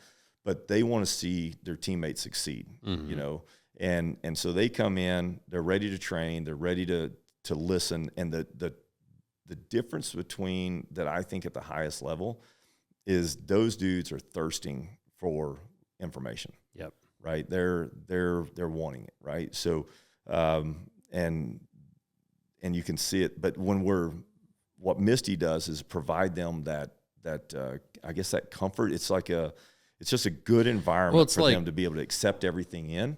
It's kind of also like having, a mom type figure, or, just having a woman, a wife type figure, or somebody there cooking a hot meal and having that family. And that part of it gets me almost a little bit emotional, because that's the part I think that so many people, a lot of times we think about, the dude overseas doing the thing. I always think about the family back at home. Like, I got to raise my 4 kids. I didn't go in the military. I got to take my kids hunting and go to their basketball games and coach their teams. And I think it's some of the most underappreciated, overlooked things is like how much work those wives and the kids and those people put up with, and also how hard that would be on the dude that is deployed, that's missing everything. And then, like you say, he comes home and he's got to go to Idaho to train. Right. He's got to go to Alaska to train, back to Montana, and you're home, but you're not home. Well, the great thing is, like, some of the guys that came through and trained, like, they'll come out, they'll do a vacation with their family. They come by and see us. Yeah. Right. And that means a lot to us, the wives, we get the calls because the guys will be in training. They're getting phone calls. The car broke down, the water's leaking, the hot water, real life shit, real life stuff. And they're having to help they're going through it. So the wives still have to deal with it. And every time they leave, just like anyone else, that's when everything gets messed up at home, you know? And the wives are phenomenal. Like, the support system that these guys need. And it definitely gets overlooked, because everyone, obviously it's a super cool job that they do, super important job that they do. Their skill set is crazy, impressive. And that's why people buy books about it. That's why people watch movies about it. That's why, there's not too many movies out there about a housewife that's just dealing with, stuff at home. That doesn't sell to Hollywood. And same thing with me. It's like I tell guys all the time, it's like, no one's out there trying to represent themselves as a ditch digger like I was, no one's out there like I was a ditch, no one's writing books about ditch digging, Right. So it is a different thing, and it's a super special thing, right? So they do sacrifice a lot, but the whole family unit sacrifices a lot, but for you to be able to provide that dinner around the table versus like sitting in a restaurant in McCall, it's a totally different atmosphere. Well, we want the teams also, the camaraderie in the team, because if they go to some other training places, they don't have on-site lodging or something like that. And they all separate to their different rooms, and no one's really chatting and those kind of things. Me and Misty's favorite time is early in the morning when we're getting breakfast ready, and we see the guys out like FaceTiming their kids before school or something like that. That's, for us, it reminds us, that, these guys are doing a lot for us. And there's not a week that goes by that doesn't get emotional for us. When Misty's there, I get more emotional, obviously, but when we have these AARs at the end of the week to kind of discuss the training and the protocols and different things, and one of the things I like to tell these guys is remind them, because this is what's tough, I think, because I'm not from their world, right? I'm not from that, so I don't try to pretend to be there. But they've got such an important role in, where we are as a country. Like, people have no clue all the little things that are constantly going on, right? And they've got such an important role there that it's easy to get wrapped up into it, right? And they some of the guys lose track of who they, where they find purpose in life. And when they start to get out of the military, they've got, a wife and kid at home, but they've hung so much of their time, on just doing the cool guy stuff. They don't know how to be just a guy at home with his wife. Right. And a lot of them throw themselves in to like new things, super busy. And I tell them all my recommendation, because I did the same thing when I got out of the construction business to some degree, because I was just so used to having a purpose and waking up each morning and going and doing and just being busy, because I love to work. I truly do enjoy work. And so I started throwing myself into all these different things when I got out of construction, and really what I was doing, I was just trying to keep myself busy. Right. You know, and I tell the guys now, like, hey, I wish someone would have given me this advice. It's like, hey, just don't do anything. Yeah. Just focus on you and your family and kind of learn, you know, the new role and kind of where you're at. Right. Take a break every now and then, go do your hobby, go get with the guys, go do some of those things. But you don't have to be busy. I've still not learned how to do that. Yeah. Know? And I actually worry about that as I get older. Yeah. It's like, what, you know, I hear people retiring. What does that mean? Yeah. You know, like, what do you do? People ask me, like, are you going to sell MKC? Are you going to build it and sell it? I'm like, what would I do? Right. Like, I'd go bonkers. Yeah. And there's a great guy that Misty met that comes and washes windows, and he's a veteran, and she saw his truck, and it's like veteran window washing, you know, and so she hired him, had him come up, and just an awesome guy. And he's like, believe it or not, you can actually hunt and fish too much. And so he had retired, and he just was like, man, I gotta do something. He's going out fishing, and he's going out having hunting. Purpose. Yeah. Right. Like, and I think that's where some of the biggest struggles do come with these guys. Cause right now, all those dudes you're training right now, they have purpose, and they have, they know why they're doing what they're doing, why they're doing it, you know, and a lot of times it is for the guy next to them. And even if they maybe even don't agree with where they're going and why they're going there, but they do know they have to be there for their buddy to the left and right. But that's the most difficult thing for sure, is coming out of, you know, Andrew, my director of operations, you know, he was in the Army, and finding the next purpose. And those guys were, you know, they live with purpose, and then all of a sudden they're out of the military, and what's that purpose? And to your point, your purpose can be just diving back into your family. Yeah, I think a little bit too is, and I think that's why the guys that we have at Hat Creek,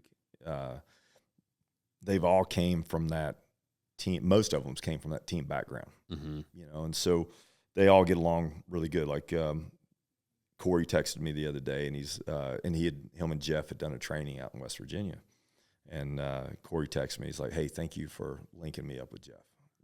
Just like great guy, part of the family." Yeah. Right. And so that's the thing is that I think sometimes we take for granted, because we get so super busy, that the relationships that we have and that we get to nurture and build, are the new ones that we can have, because Corey just retired a couple of years ago. I think those new ones are important. And that's why we always talk about the Hat Creek family, you know, and that gets thrown around a little bit, just or family. Are you really?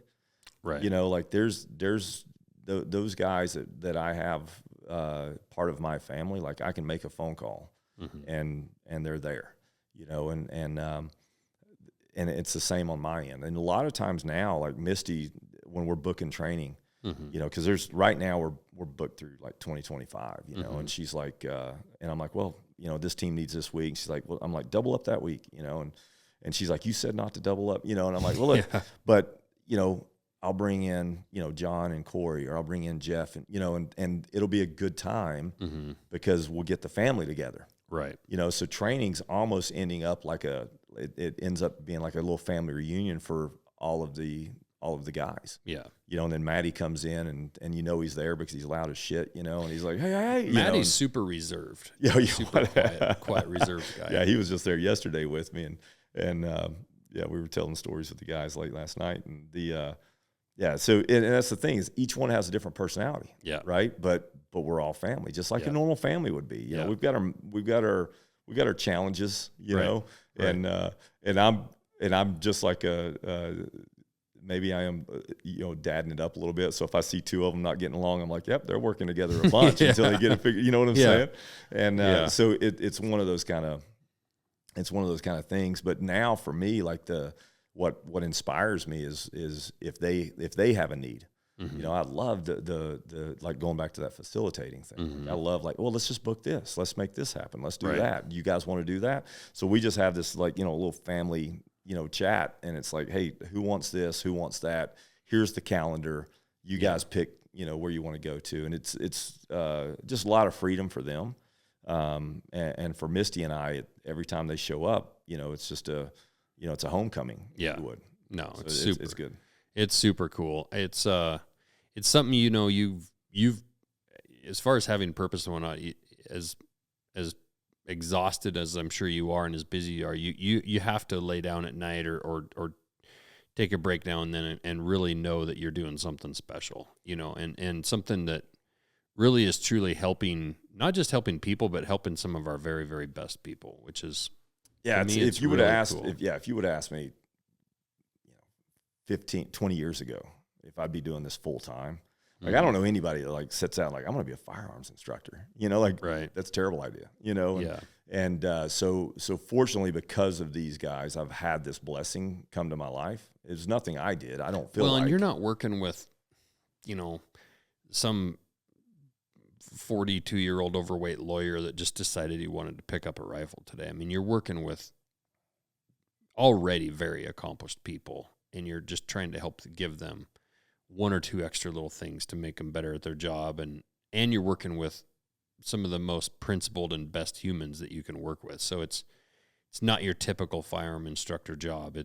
You're really working with some of the best folks, which is really cool. Yeah. Oh, definitely. And there's a couple of things I try to do to just kind of, make sure that my mind's where it needs to be. Mm-hmm. So every time a new team's coming in, that first day of school, mm-hmm. remember those nerves from the first, Mm-hmm. had your new jeans all pressed out and they wouldn't even bend, no wrinkles, you know what I'm saying? The brand new shoes and no scuffs on them. And you're going to your new class and that those butterflies and stuff. I still get that with every team that shows up. Yeah. Because I don't know who they are a lot of times, as far as individuals go. Yep. A lot of times I don't know where they're at, proficient wise, right? Mm-hmm. But we have a way that we're going to transfer this knowledge that we're pretty comfortable with, and a flow, but we're able to flex too, right? Mm-hmm. So if we start seeing some struggles, we can flex and go in some different directions. But it's still pretty nerve wracking, knowing they're going to show up, knowing all this stuff has to go off. The weather. Mm-hmm. Is it going to sock in and I can't see the top of the mountains, and so you got to be able to flex pretty quick. Yeah.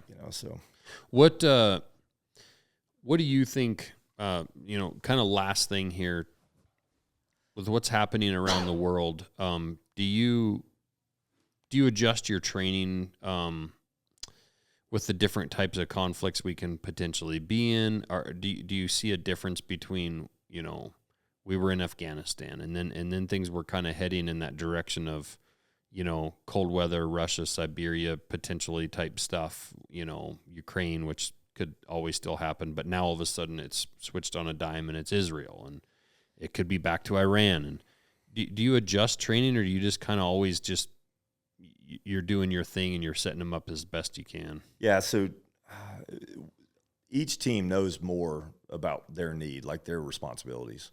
Right, so we do put out, before they show up, hey, what do you guys want to focus on this week? Where do you guys feel like you got a weakness at that we can kind of work on? And so they sent us that a little bit early. We kind of go through that, modify the training at that point. But there's nothing that pops off on the news that says, hey, now we're going to focus on this. Sure. This kind of training or that. Yeah, that makes sense. Yeah. So, that makes total sense. Do you? With getting to know these guys as well as you have, and having now so many family members active and doing what they're doing, do you find yourself, is it easier for you to get more frustrated at the news, and is as it seems like we're really quick to, we're sending a battleship to to Israel. The minute something pops off, we're sending people, right? And it's hard for me personally. I don't have the relationship that you have with as many dudes, but I have a few. It's hard for me because I have a hard time a lot of times seeing the why. It's different if you have, 20, 30 hostages like in this last situation. Hey, if we got Americans and we got the dudes to go get them, we can find them, go get them. Great. But to just constantly placing these husbands and fathers and whatnot in in harm's way all the time. Do you find yourself feeling like we're doing the right thing or frustrated at times? Yeah, it gets super kind of political a little bit, right? So Yeah. it's a tough one. I mean, would it be nice to just, throw up walls and we live in our perfect little world here, but unfortunately there are worldwide conflicts, and I don't think there's going to be something that happens completely across on the other side of the world affects us nowadays. Mm-hmm. And I remember I was down in I was dealing with the sheriff, and we were doing some law enforcement training, and I was going out to their sheriff's range, and I looked at the area that it was in. It was a pretty rough area, like drug deals going on, different kind of things just happening right in front of us, And I go out to we go out to the range, and we're doing some training, and at the end, the sheriff came out at the end of the day and was talking with us, and I'm like, why? I mean, obviously there's crime. Why don't you guys, do something about this? It's right here next to your all's range. And he's like, unfortunately, he says, no matter how many times we arrest, that's the lifestyle that they want. And so if we put pressure here, we lose containment. Right. And a little bit of what we're doing, I think, overseas it's just containment, because if we don't contain there, it's coming here. Right. And that's my biggest fear is the last few years. Like, I don't, you can throw out like, Democrat, Republican, conservative, whatever, but there's no such thing as a country without a border. Yep. It doesn't exist. Right. Right. Because it's just ground. It gets overran.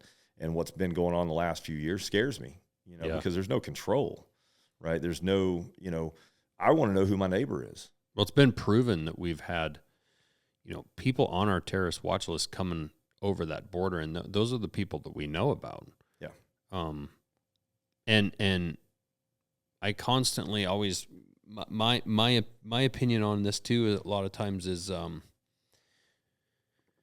would you let the, it's like almost 11 o'clock at night right now, and if we were along a street and there was some guy just randomly walking along the street, would you just let him go in your garage, just walk in your garage, or walk in your house and just be in your house, or maybe camp in your yard?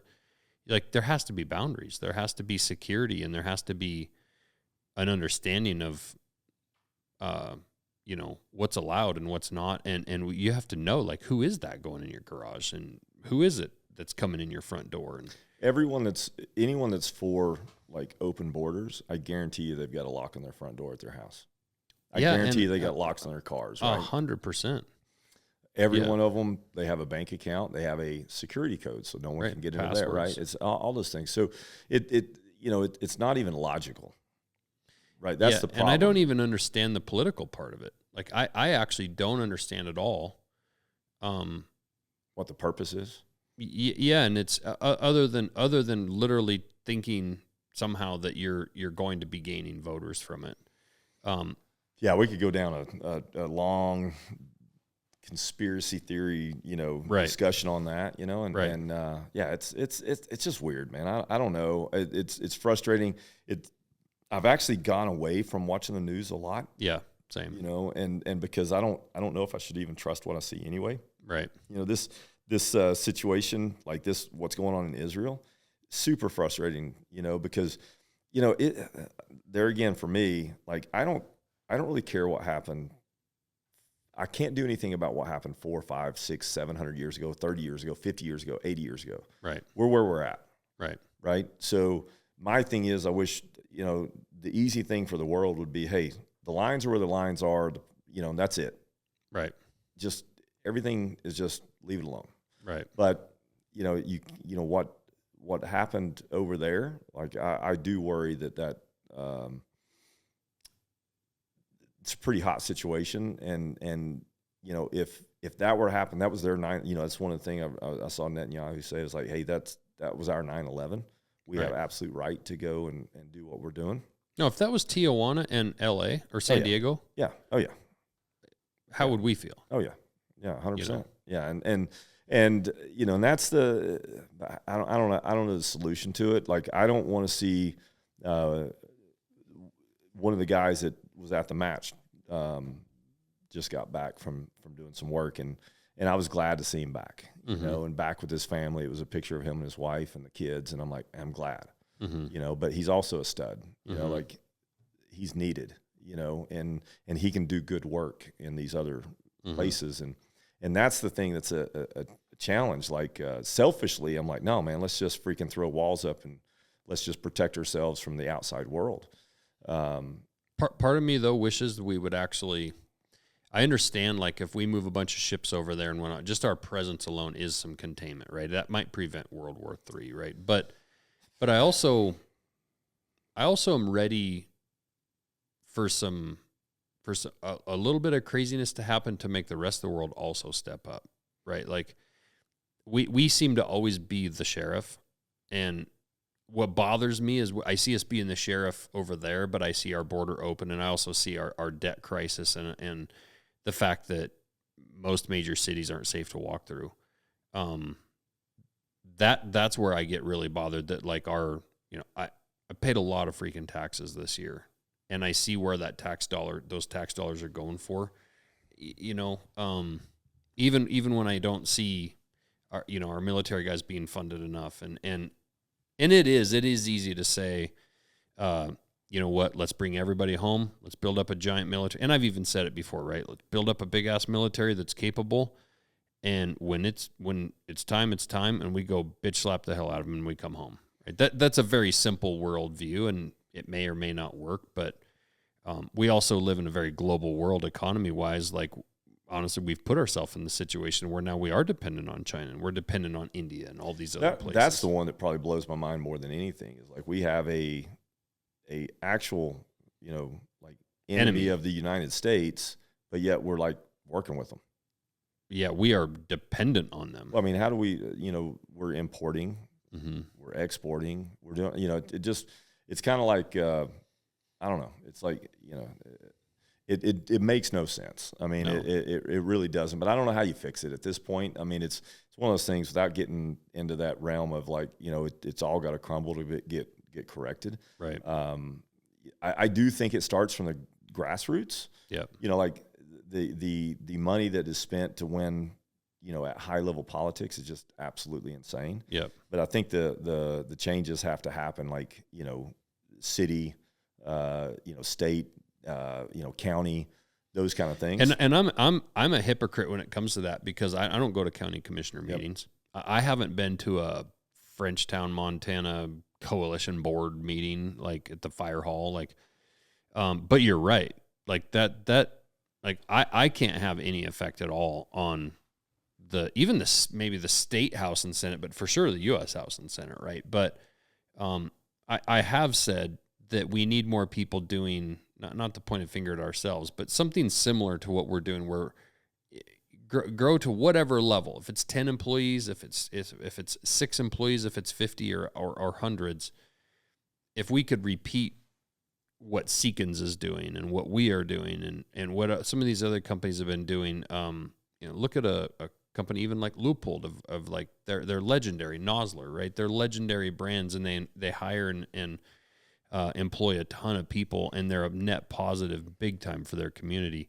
But we need companies like what Seekins is doing all over the U.S., where you're providing jobs and benefits, and it's to me, it's manufacturing jobs. Well, but the manufacturers are competing with the government, right? Yeah, you know, you're competing with the government for jobs. Yeah, you know, because I mean, it's like I said, I enjoy working. Like, I think you got to have purpose. I think a lot of people in this country have lost their purpose. Mm-hmm. You know, I think there's nothing, you know, like going out and, you know, having a job and providing and paying your taxes. Like, I have no issues paying my taxes. I just want to make sure that those taxes are going to the right things. Right. Right. But we've now grown to where, you know, the government's the largest employer. Mm-hmm. Right. And then we're also a service economy. I read a report today, and I wish I could remember the numbers, but I want to say 80 or 85% of our economy is made up of service type work, and manufacturing in the last 10 years. I don't remember the number, but it's staggering how much it's declined. Yeah. And I look at even like with just our personal company, and I'm sure Seekins is the same, and a bunch of these other companies, because we're making so many hunting knives and selling them, we're also buying leather sheaths from another company in Idaho. Because we're selling so many chef's knives, we're buying wood blocks and cutting boards from a company in Billings, Montana. And we're having, parts made over here and parts made in this city. And we're buying materials from, U.S. materials that, are steel being made in New York, right? People don't understand that with manufacturing, that people ask me, how many employees do you have right now? And it's like, well, I think we're around 30 or so, but it could be 100.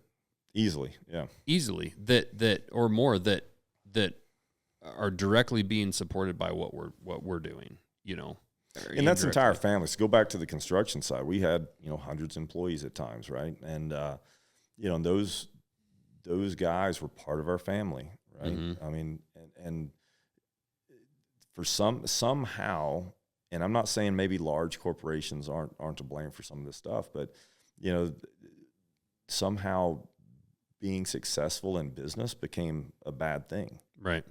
Yeah. I there's nothing wrong with success as long as you do it the right way, in my opinion, right? Yeah. And most companies that I had the fortune to work with and be around and do things with, they were always focused on the employees. Yeah. They did a lot of things, to benefit their employees, and I think you have to keep them. Yeah. I mean, even if you're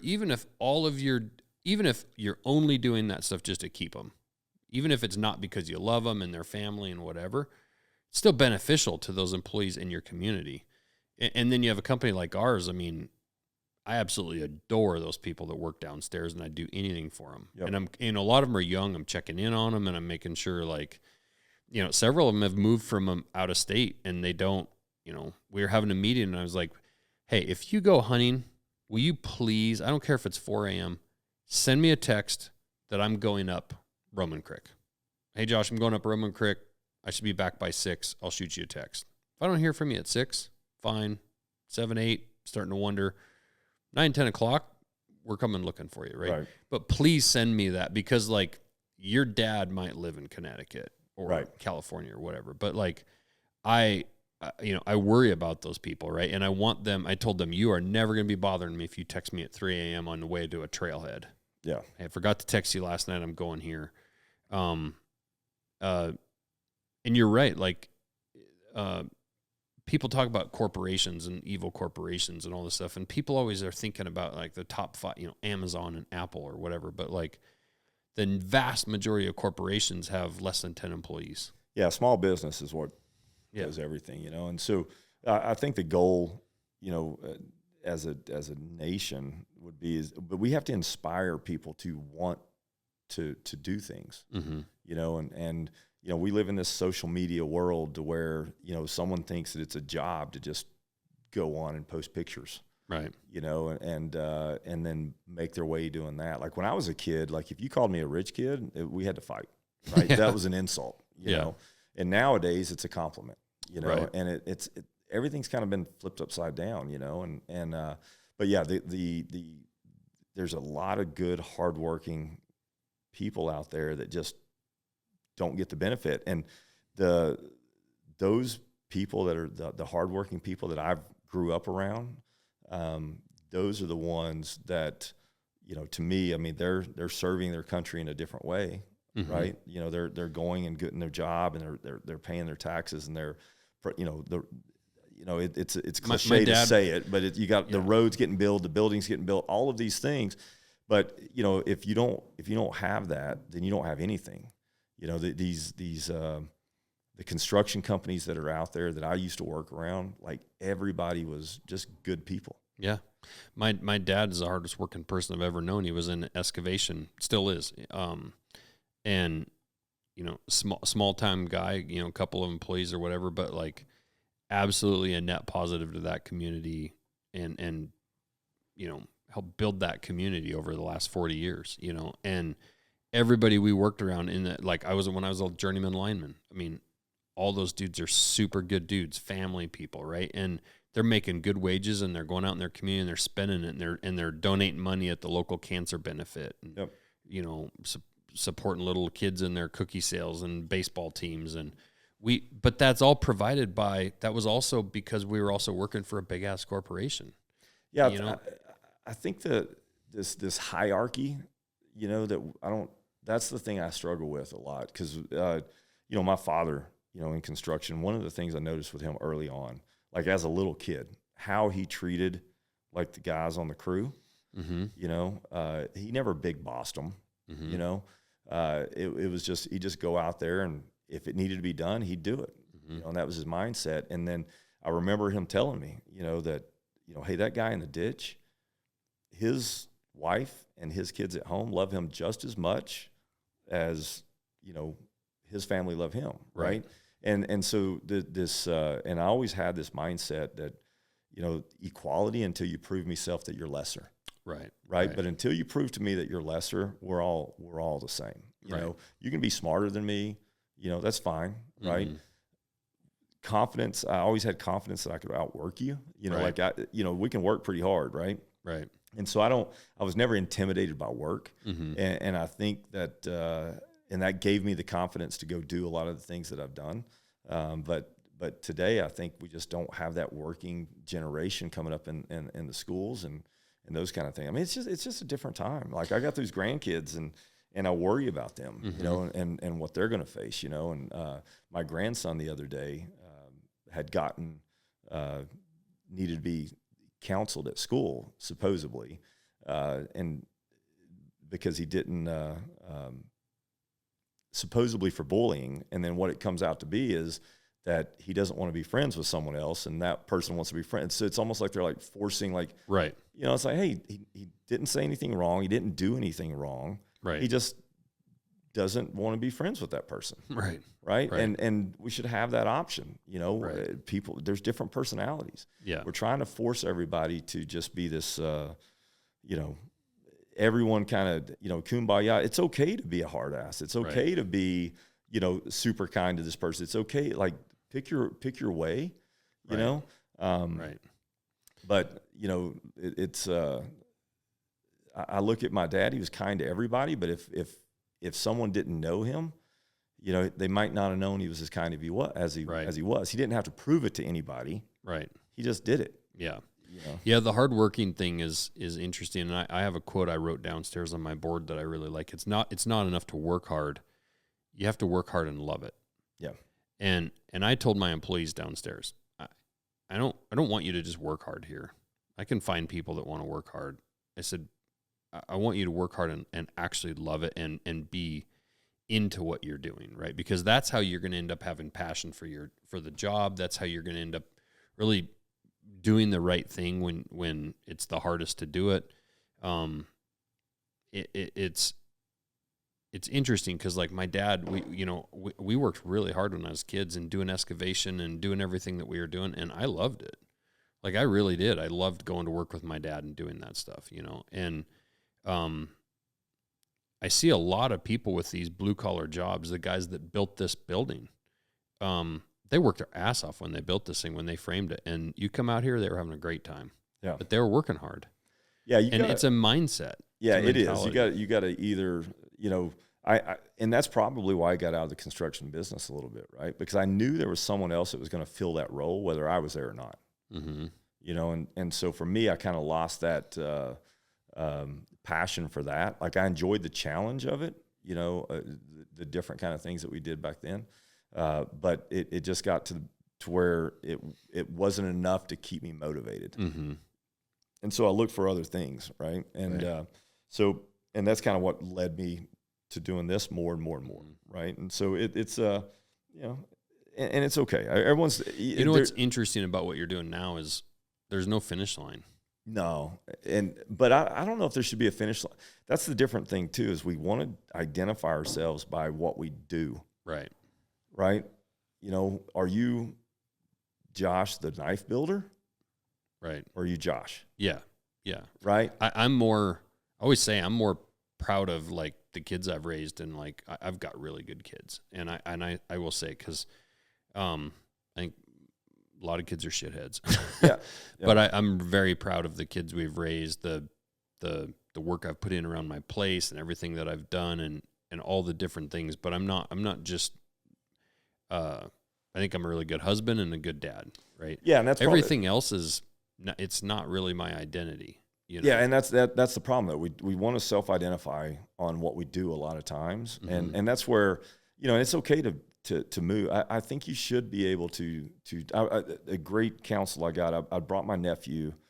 We went to church, and there was one of the guys at church. I wanted him to sit down with him and talk. This guy was a physics professor at the Air Force Academy, and my nephew, his two older brothers were both like, one was graduated from law school and the other one was in law school. Mm-hmm. And he's a great athlete, and he sat down with him, and he's like, I just want, because I couldn't give him that kind of counsel from an educational standpoint, because like I said, I came up as a ditch digger, it kind of took me aback a little bit. I sat down and they're talking, and the physics professor asked him, he's like, well, why do you want to go to college? And Michael said, to get an education. He's like, wrong answer. He said, because if you're just going to college to get an education, you'll never not be going to college. Yeah. Because we're never 100% educated. Right. Right. He said, the only reason you go to college is to improve your lot in life. Mm-hmm. Gain knowledge for a career. Right. To advance yourself. That's it. You can be a brilliant person at a very young age. The book knowledge in another field doesn't necessarily gain you anything. It's you have to choose the field you want to go to, and I think some of the other countries have a little bit better way of doing that. Mm-hmm. There's some other countries where you get to select a little bit like your path prior to. Sure. And I think that could be something that would help a lot, as far as like, kids being able to. As they get into those high school years, and not saying you're stuck there once you make that choice, but as you get into those high school years, like, hey, what's something you're passionate about? Well, so exposing kids to, to the trades, for example, and I said I would write a check for my taxes and with a smile if I knew that every dollar I was spending on that, certain percentage maybe went to some defense. And all this money was going to build, I have this idea of these huge, essentially industrial art centers that could be built like right in the heart of like the worst part of Chicago or LA or wherever, right? You want to take like, where's the worst places, right? As young men, especially as young kids, like not everyone's cut out to sit in school and do algebra and calculus, right? And a lot of those kids from a lot of those upbringings, they don't have any belief that they're ever going to be in a position in life to be using calculus or some advanced history class or whatever. But also a lot of these kids they haven't grown up in places where you and I did, where, I grew up running backhoes and dump trucks since the time I was little, right? I was around roofers and I was around concrete people, and I got to see what a lineman did and what these, a rancher and a farmer did. But a lot of these kids grow up in a place in the country to no fault of their own. That's where they were born, maybe without a dad or a mom or whatever. How would they ever get exposed to what a welder does? And I've said, if you could build a giant structure and you bring these kids in, you say, hey guys, there's water right here in this wall, and there's an electrical panel right here. We're going to build a bunch of walls in over here, and we're going to put a toilet in over there, and we're going to turn some lights on, and we're going to build all this, and we're going to weld some beams, and we're going to do this and that, and build a staircase or something. And by the end of the year, you'll have learned to frame, you'll have done some welding, you'll have done some plumbing, some electricity. And by the way, every one of those jobs I just named, you can make $100,000 a year in 3 or 4 years from now. Yeah. And expose kids to be like this inner city kid that's failing out of this and that and whatever, all of a sudden just takes to welding, or is really, really good at framing and figuring out angles and just sees it and understands it, right? Or roofing or whatever it is. And you give them some hope of like, hey kid, you can go from here and you can go down the street and get a job as just a grunt on a crew. And by the middle of next summer, you might be managing 3 or 4 of those guys and be a foreman in a year after that. And give them some actual hope of like, that's a path. Like maybe I'm not finishing high school. Maybe I drop out your junior year, don't even get a GED, but hey, with just hard work and that's it, you can still be successful. But there's no hope. There's no path. Like it's either I'm dealing drugs or I'm doing whatever I'm doing here in the inner city just to survive. But there's no hope because everyone's telling me like, you got to go to college to be successful. Yeah. I think the other thing that I learned early on is like, I'm not stuck anywhere in this country. Right. And as I was driving up here, I'm a huge amount of country. Right. Just land everywhere. Yeah. Hardly any buildings anywhere. Lots of opportunity. Basically no buildings between here and your house. Right. And you, yeah. And you can, and I feel for those people that don't feel like they have a way out. Mm-hmm.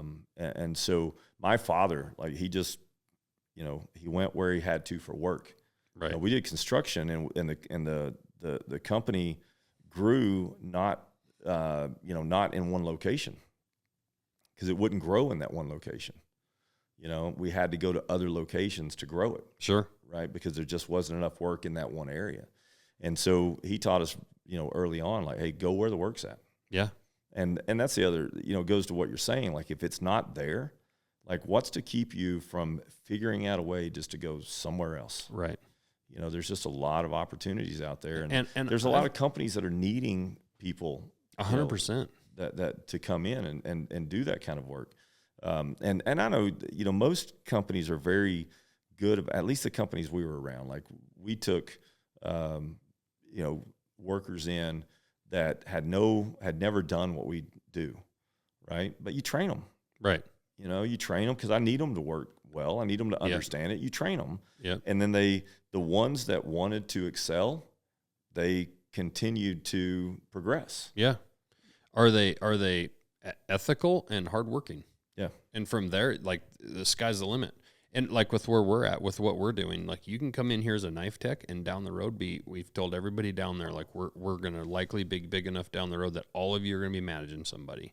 But it's up to you whether or not you get there or not. Yeah, I saw a buddy of mine just started a training company, mm-hmm. Doing the same thing, long range precision rifle. I sent him a message today. He's like, hey man, good luck.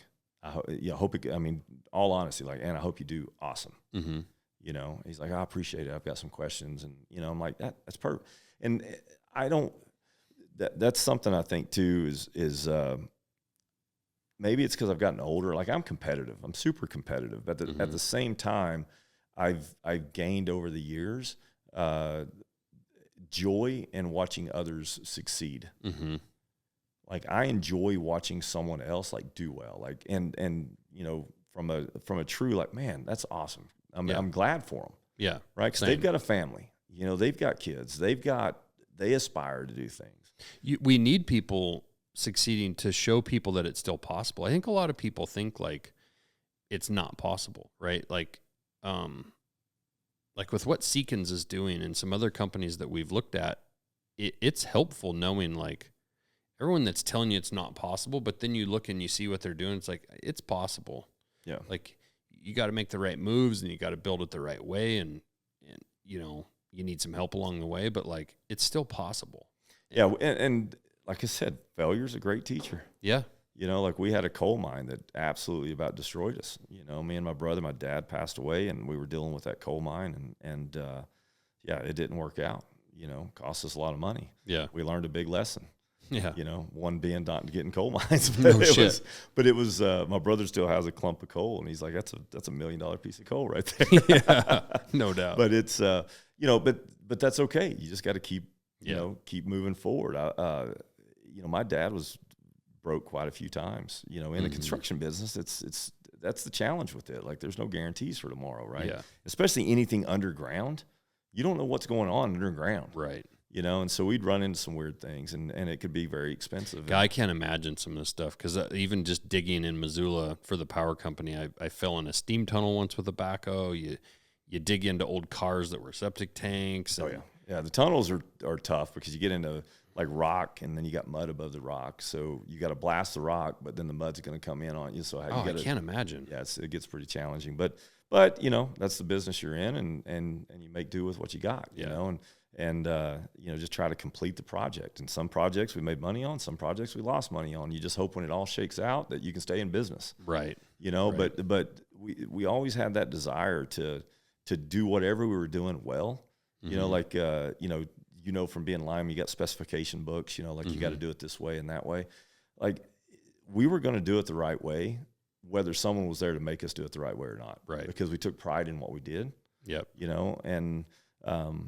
And that's the thing too, like I said, is like, I think some of what's going on in the world today is like, we've lost that pride in excellence. Like, that's another one of those things. Like, it goes back to what I said at the very beginning. Like, hey, if you're going to say you're a professional, then be a professional. I'll be honest.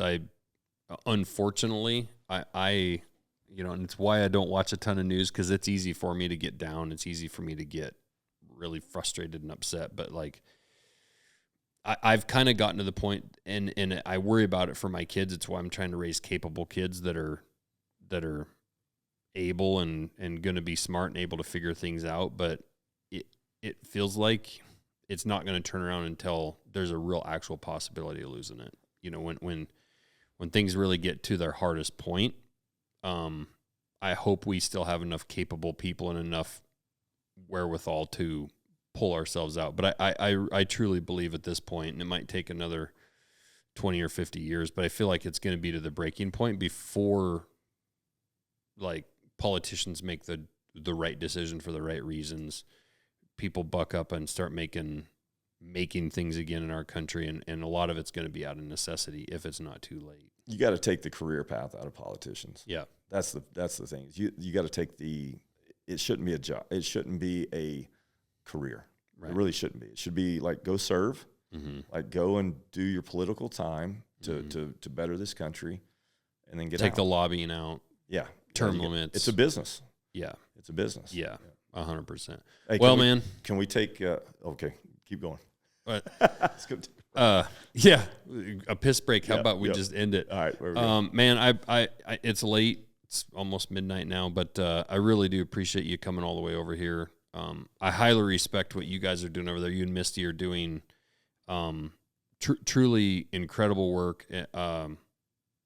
I think it's largely unknown, and a lot of it has to be somewhat unknown, at least who you're working with and some of the stuff that you guys are doing. But it's absolutely critical, and I appreciate that there's people out there like you guys taking care of our soldiers, some of our best men and women. And having seen it firsthand, seeing what you're doing, the professionalism that you personally have yourself, and then the way that you treat those guys and your employees that work for you. The support that you've been for us, like it's really cool, and I value your friendship, and I really do appreciate what you do for our military. No, I appreciate you having me on, and it's an easy thing to do for the people that we do it for. Like we talked about a lot tonight about purpose and those kind of things, and I pinch myself every day, to be able to kind of be with those guys and be able to do the things that we do, and all I hope for is that we provide them with something that they can utilize, and they got a super tough job, and they got a very rough world to do it in. Well, you turn the news off, and then you spend 4 days with those guys. It gives you a lot more hope. Oh yeah. It's a different, definitely a different mindset, hanging out and doing the things that they do, and listening to the stories that they have. And the challenges that they face and things that and why they do it. That's another thing. When you hear why they do it, then you're like, okay, yeah, this is pretty important. Sure. Where can people find you, or do you want to put anything out there, or do you want to stay incognito? Yeah, we're good. I mean, we've got the little Instagram thing, Hat Creek Training, and that's about it. Like, so we get requests for like, what's your cell phone number and your home address? Yeah, we get requests for like private training and those kind of things. We do that every now and then, but it's usually based on like a cancellation or something of that nature. You know, it's just super tough. I mean, and I think people understand that too. Like if I've got a choice to work with a team that's got some things that they might be getting prepared for, yeah, or me and my 3 hunting buddies, like yeah, it's you know, I want to stay that route if we can, as you should, you know. But at the same time, if there's an opportunity, like we've met some phenomenal Americans also through some of the civilian classes that we've done, and just great human beings. You know? So it's a blessing all the way around. Awesome. Well, thank you again. I appreciate it. No, thank you. Thanks for having me on. Take care. All right, yep.